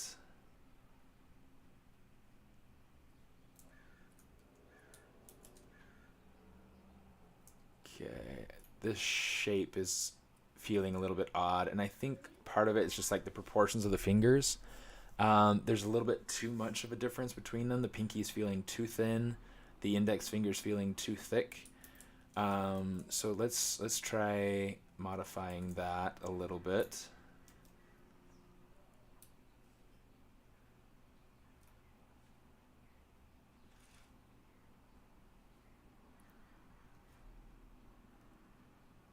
I'm just going to kind of pull that out just a little bit. So now these feel much more consistent with what I would expect to see. Maybe the ring finger needs a little bit more thickening, but but I think everything should be fine once I get the pinky dealt with. Let's make that so that that's more the right shape. And in fact, let's actually take our move transpose line, and I'm going to try to taper these fingers in so that they are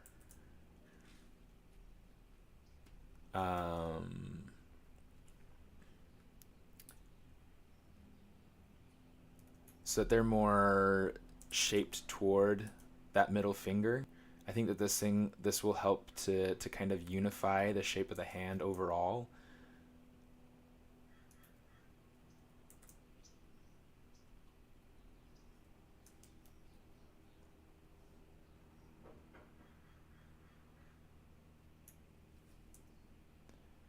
And then we'll take this.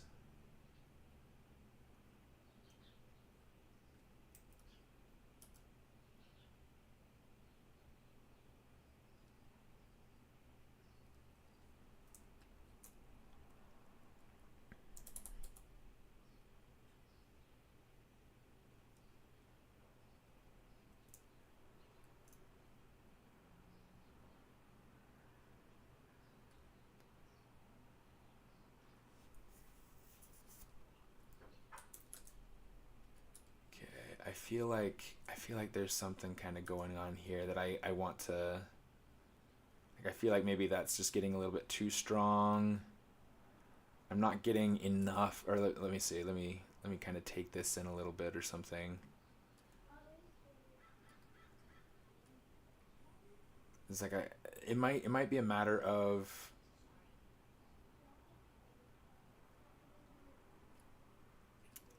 kind of thinning things out. I haven't done anything to these pieces up here yet, so that could probably be part of why I feel like the shape is just a little bit off. So let's just kind of take this and we'll just inflate it in that negative direction just a little bit. Okay, so that way we get like a consistent sort of rhythm of shapes going on in here. And then I want to do something with the edge of this hand so that it feels possibly a little bit more streamlined, you know, so like it's maybe a little bit more of a straight, and then it kind of has like a curve off the back or something like that.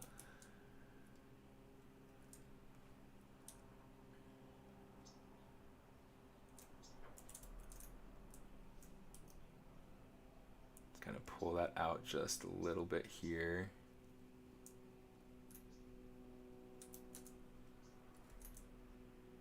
Okay, let's get this to do that straight that we just mentioned.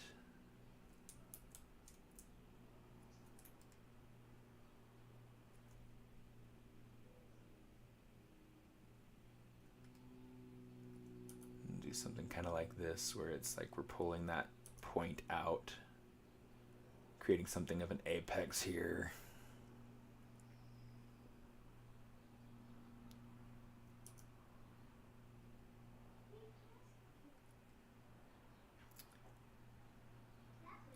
I feel like there might be just like too much meat down here too, so there, you know, it might be just a matter of kind of taking this back, simplifying that shape a little bit there so that it kind of flows into the fingers better. The same thing with down here, you know, let's see if we can just, maybe we'll just smooth it some, because that'll help to ease that out some.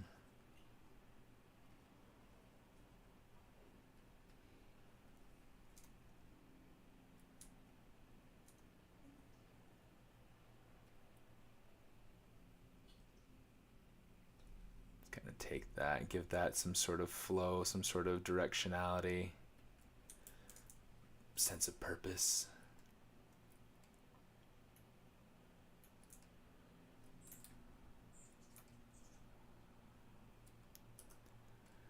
Okay, the thumb still hasn't gotten any kind of knuckle treatment, so let's play with that a little bit for a second.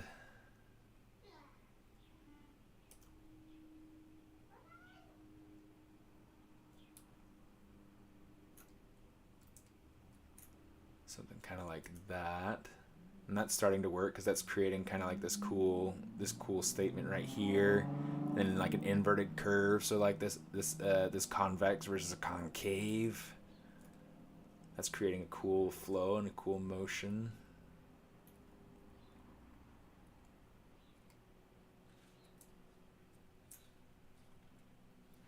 It's still a matter of like taking this top section though, and just I'm just gonna smooth it down some. I think getting that smoother shape, I think that's going to work a little bit better.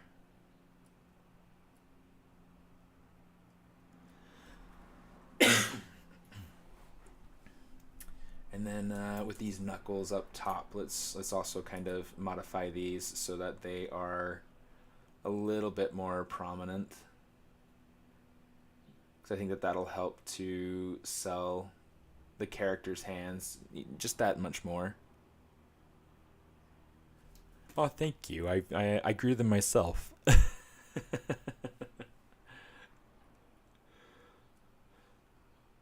Oh, well. Thanks, buddy. I'm going to try something because one of the things that I want to try doing here is giving him like a little bit of like a, it's like, you know how like, I mean, you don't get it as much with my hands because I'm still a young guy, but like between these tendons here on the back of the hand, with like older people, that'll start to kind of hollow out a little bit. And especially since this guy is he's got like a warrior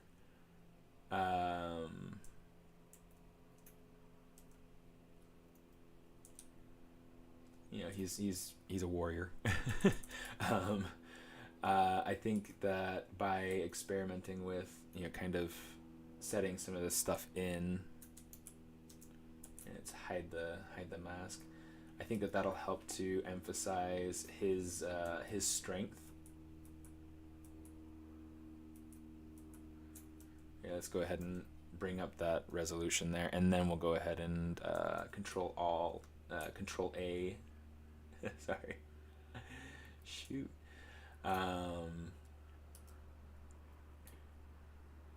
Push that in. Push that in. Push that in. This will help to kind of create the landmarks, because if you look at it just as is, I mean, it feels really kind of odd. So what we want to do is we create, oh shoot, we create those shapes. I'm going to smooth it out just a little bit. But what this is going to help me to do is kind of smooth out this area too, because that's a little bit messy. I'll have to kind of like really finesse some of what's happening in here.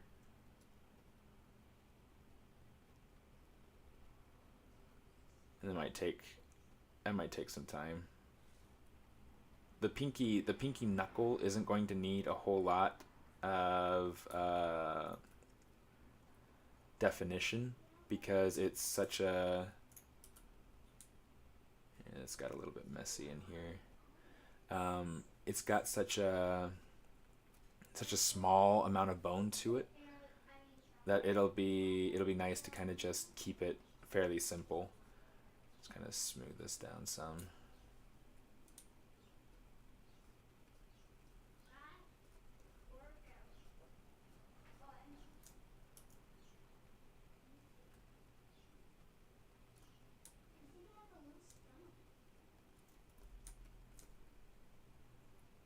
Take this and pull this up now, pull this up now, pull this up now. And then we can go ahead and we can select, oh, sorry, wrong loops. Let's grab these loops, grab these loops. I'm going to want to make sure that I'm not grabbing what's on the bottom, so I'm going to Control Shift S. Nope, I'm not going to Control Shift S. Let's come over here and we'll just mask out the sections that we actually want to modify.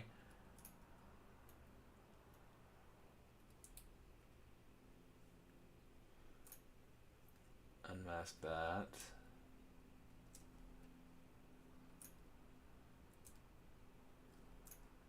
Okay, just kind of soften it down. And then the other thing that we're going to do to kind of supplement this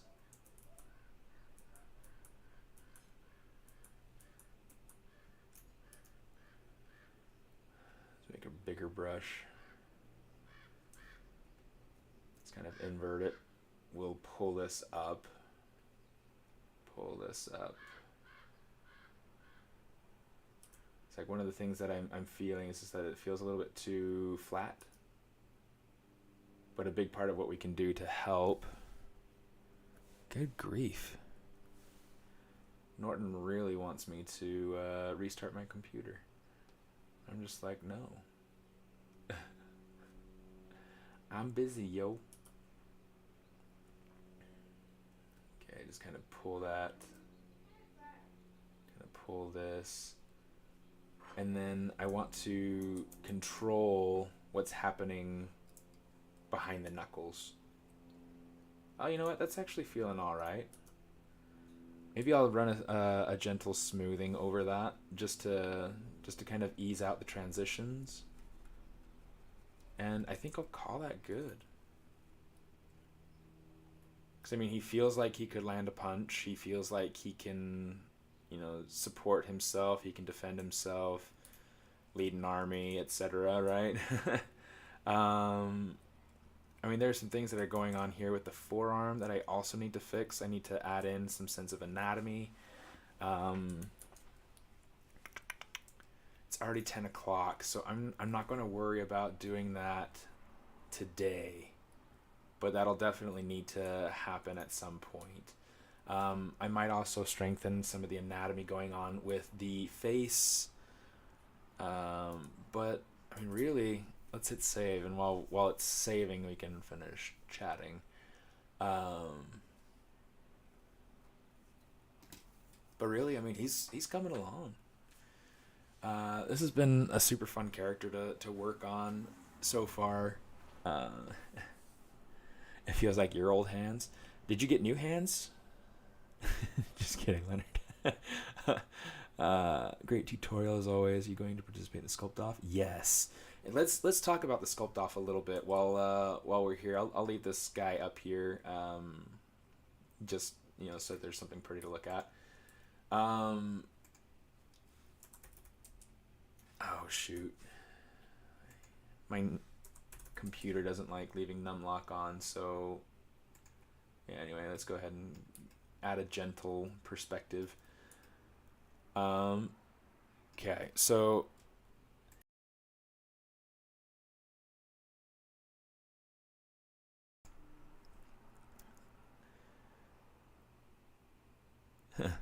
hey, good to see you, Prashant. Thanks for stopping by and saying hi. So let's talk about the sculpt off a little bit. First thing to know is that it's open to anybody. You don't have to be professional. You don't have to be the greatest. This is an opportunity where it's like, if you want to improve in your sculpting, this is a great opportunity for you to just go through and play, to just test something out, use a theme, get creative, test out ideas, test out techniques, try out tools. There are a lot of possibilities, and that's the thing that is really attractive to me about the sculpt off, is that there are so many options for me, and I get to try new things. So that's something that I would encourage, is you to think about, like, okay, so even if I don't feel confident in my ability to win, I don't know that I'll win. I'm pretty sure that I'll not win, I never have. And I've participated several times, even in the live in-person sculpt off, where there were only, 6 other people that I had to worry about, or 11 other people that I had to worry about. But yeah, it's one of those things where by thinking about it, by trying new tools, by practicing for it beforehand, you really start to figure out different workflows, and that pushes you professionally. It pushes you personally. You get a lot better with your with ZBrush by practicing for it. When I was in the sculpt off in person, it was on the hard surface side, and I really hadn't done hard surface up to that point. But they expressed confidence in my abilities to do hard surface, and so I was like, okay, I'll give it a shot. And I thought up my concept, and I practiced like a dozen times. Like, just did like these like 3-hour runs of trying to see how quickly I could get my design done, and it was amazing. It was a great learning opportunity. I was able to figure out hold on, give me a second, different hard surface workflows inside of ZBrush that served me to this day. Working at Marvel, I'm able to go ahead and use a lot of my hard surface techniques to create models inside of ZBrush, for the production pipeline. It's awesome. It's awesome, and I've loved it since then. It's but yeah, so figuring out a workflow that'll work for you, and then just jamming out on it. Planning beforehand is always it's always key to feeling like you're getting the most out of your opportunity with the sculpt off. Let me see. Get plenty of sleep. Take care of your body. Yeah, practice your design beforehand. It's huge. I was thinking about something else the other day that was absolutely key. I think I wrote it down. I might be wrong, but let me see.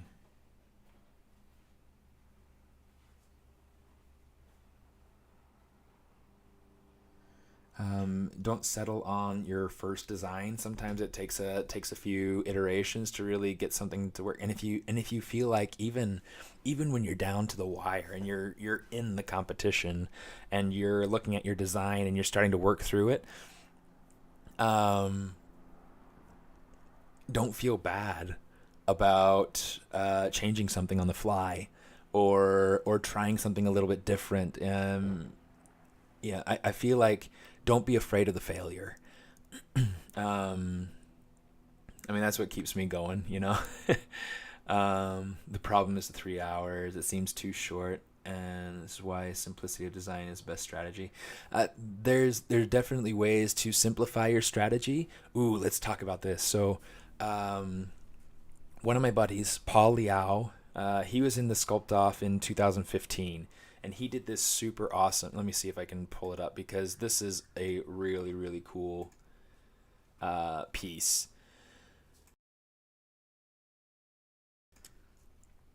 I was able to find it last night, so I should be able to find it fairly easily today too. Let's go images. No, not the...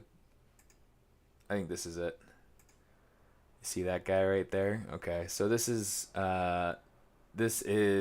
his piece that he did for the Sculpt Off. It's gorgeous. It is so terrifyingly gorgeous. Yvonne, how are you doing, my friend?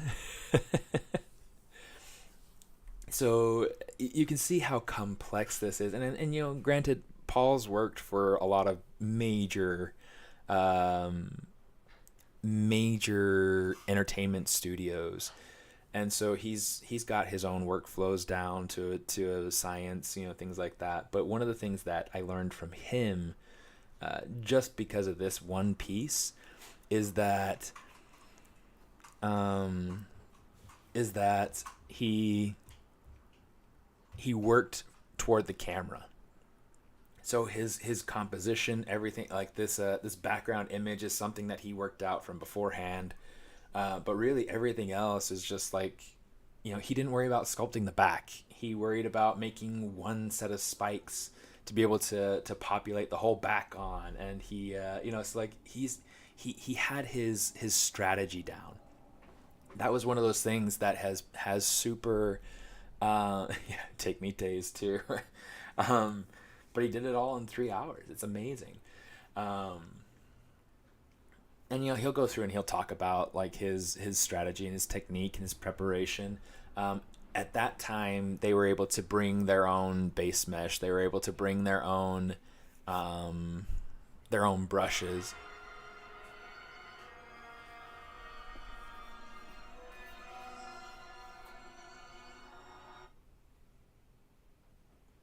That was weird. I'm going to I don't know why that was even playing. My my iPad was closed. That's funny.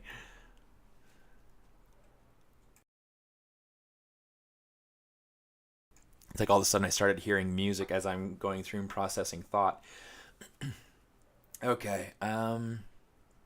Yeah, so he really just thought about the theme and really like making sure that his idea supports the theme.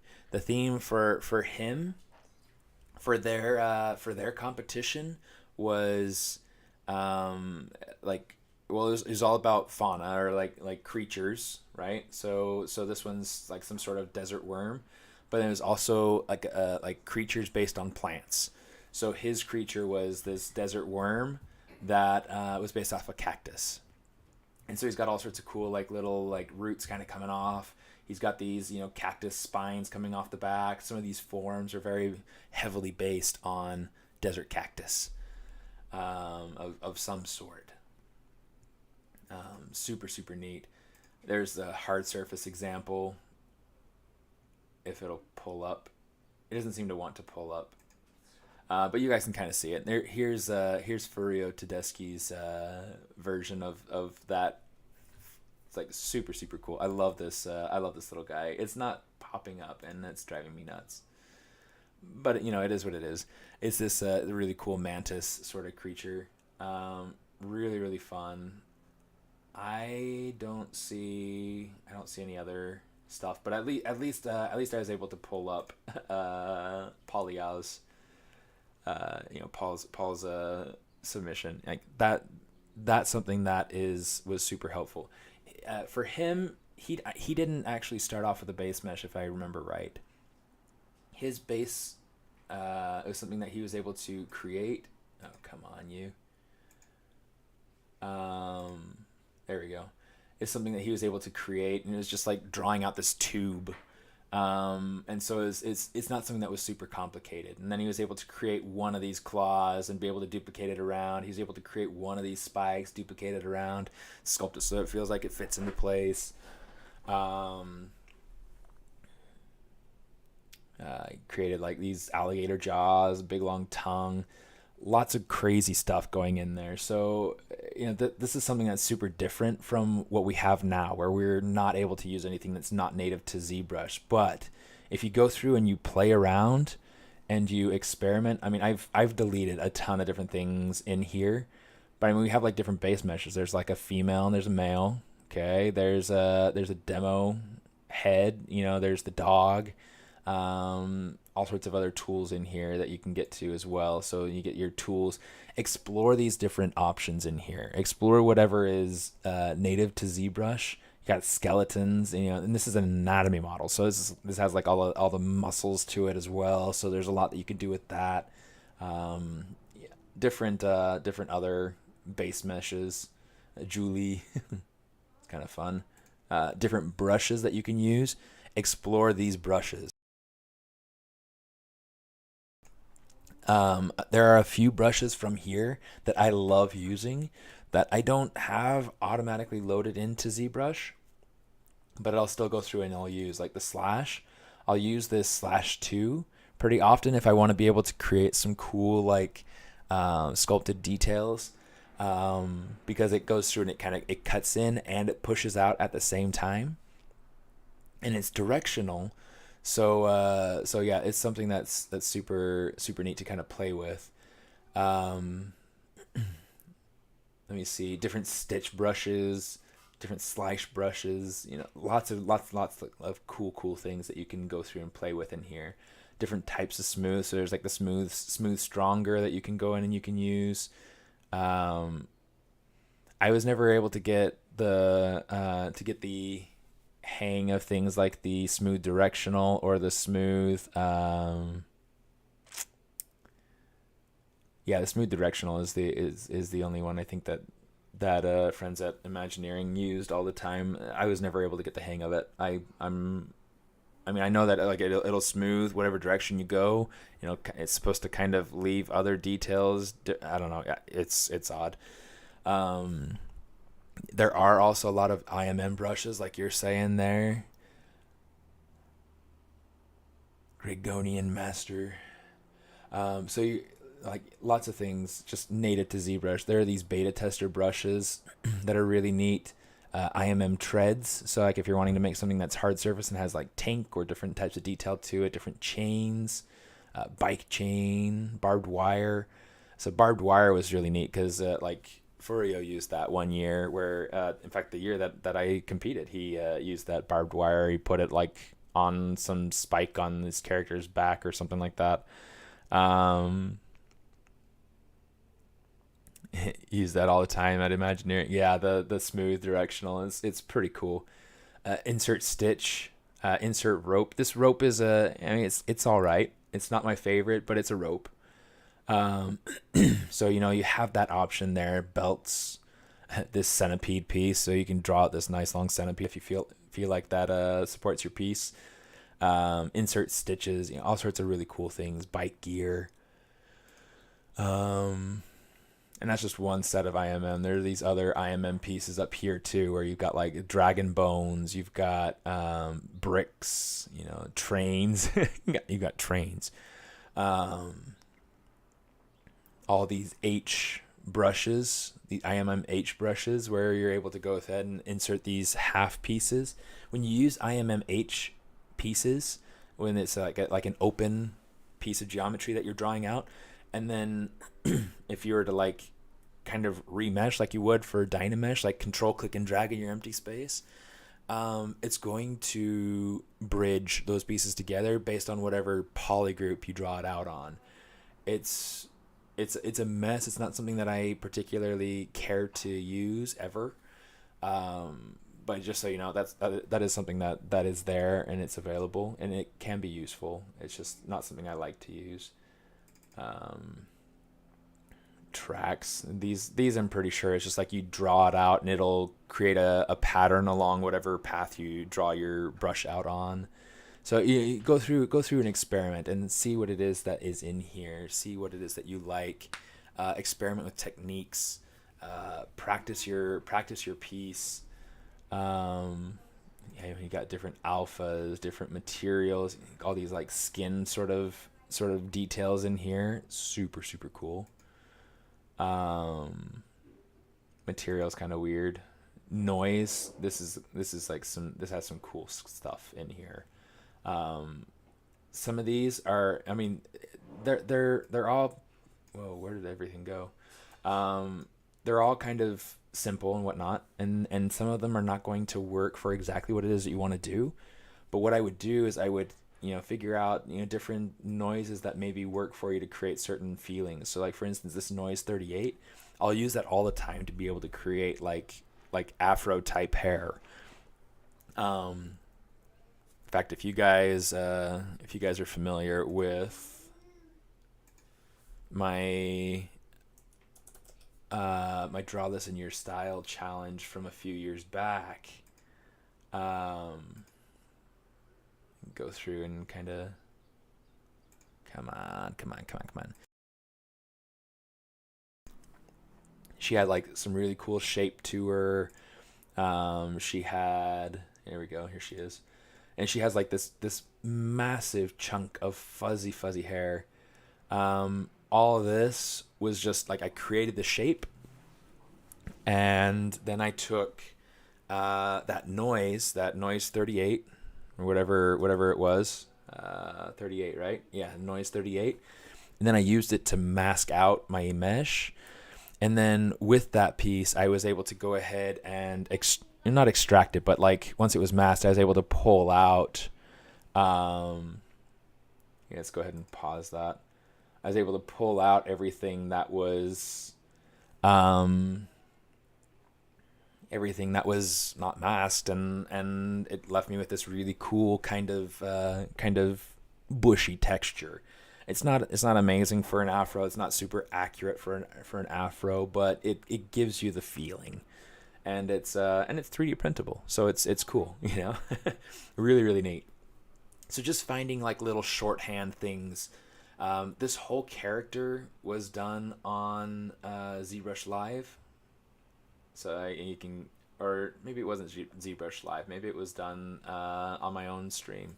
But if you're interested in checking that out, here is the link. You can check it out. You can see the whole process on that link,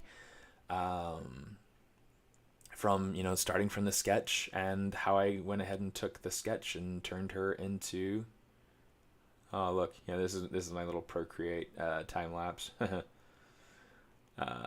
kind of funny. I'm not a major Procreate artist by any stretch of the imagination, but I enjoy it. I have fun. We'll leave it there. That's how she ended up. And then I ended up adding like a pina colada. I ended up adding like a lower half and giving her some hips and giving her a bathing suit so that she felt like she was ready to go chill in Bermuda. If you can chill in Bermuda, that is, right? But yeah, so that's kind of the idea. Find those shorthand ways to be able to create cool details, to be able to really create something neat and do it as efficiently as possible. So yeah, let me see. Let's kind of recap. So think about the theme. Which of those 6 themes that you want to be able to work from? There's Zen, bravery, rebirth, unity, strength, and honor. Just to be able to go over those again. So think about those 6 themes. Think about the environment that you want to be able to choose to work from. Okay, so here are our themes. In fact, let's go ahead and let's duplicate that out so we can just kind of scroll down from there and think about your scene. Plan out based on your camera angles. Kind of like we talked about with Paul Liao, right? We have Paul Liao, and he worked out his composition and his camera angle, and worked to that. He's awesome. I absolutely love how that turned out, and what I was able to learn because of his experience with that.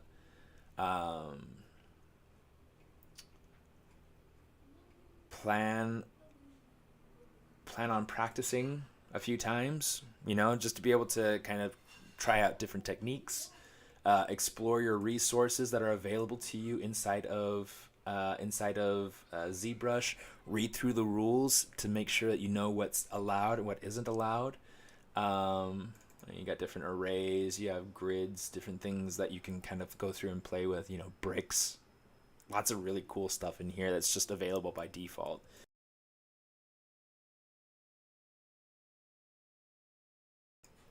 I'm trying to think if there's anything else that I want to go over right now. I'll probably go ahead and I'll go through and I'll have a chat about this later as I can go through and gather my thoughts. I'll have a chat on this later on my Instagram, available to subscribers. I'm just excited that I've got that subscriber feature. So anybody who's interested in that, it'll be around, it'll be available. If you want to find me on social media, I'm available just down there. Anywhere you look, I'll be underneath that username, SMAARTIST, SMAARTIST. So yeah, really fun. I love this stuff, guys. This is so much fun. And this is the type of stuff that really fuels my creativity. So I super encourage you to go through, do what you can to participate. Go have fun with it. Go wild. Just really push your bounds of creativity. Try something new.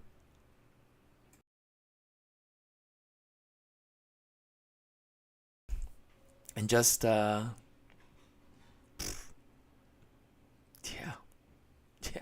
go grow. That's my main advice with it. Go in it to grow. Because I mean that for me, that's my goal. Winning would be cool, but go in it to grow. Because in the end, like if you come away from a competition feeling like you're better because of it, then you're all set up for the next thing. Whether it's the next interview or the next personal project or the next competition, I don't know, whatever it is that's next for you, you're already set up for your next step towards success and whatever that looks like for you, right? So yeah, go have fun. Go prep for this. This is totally something that is worth your time. It's worth the effort. Go have fun with it. ZBrush Sculpt Off. This is happening just to make sure that I am aware of the date. Oh shoot, November 13th at 12:30. Okay. Let me go through and add this in here just so that you guys can access that really easily. How many people participated last year? There were a good, I think close to like 300 people, maybe more. There are a lot of people, and there are all sorts of different skill levels, and so you're going to get people that are just trying to get their feet wet. You're going to get people that are, um, like I'm saying, just trying new different techniques. Yeah, 12:30 noon Pacific time. Yeah, good good clarification there.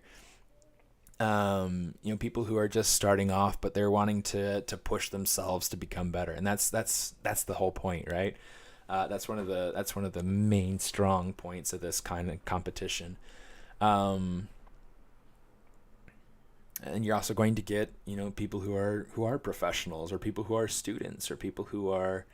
Um, I think the only setback is that I think there are a couple of places that are not not legally allowed to participate in the contest because of like their own local um, laws and whatnot.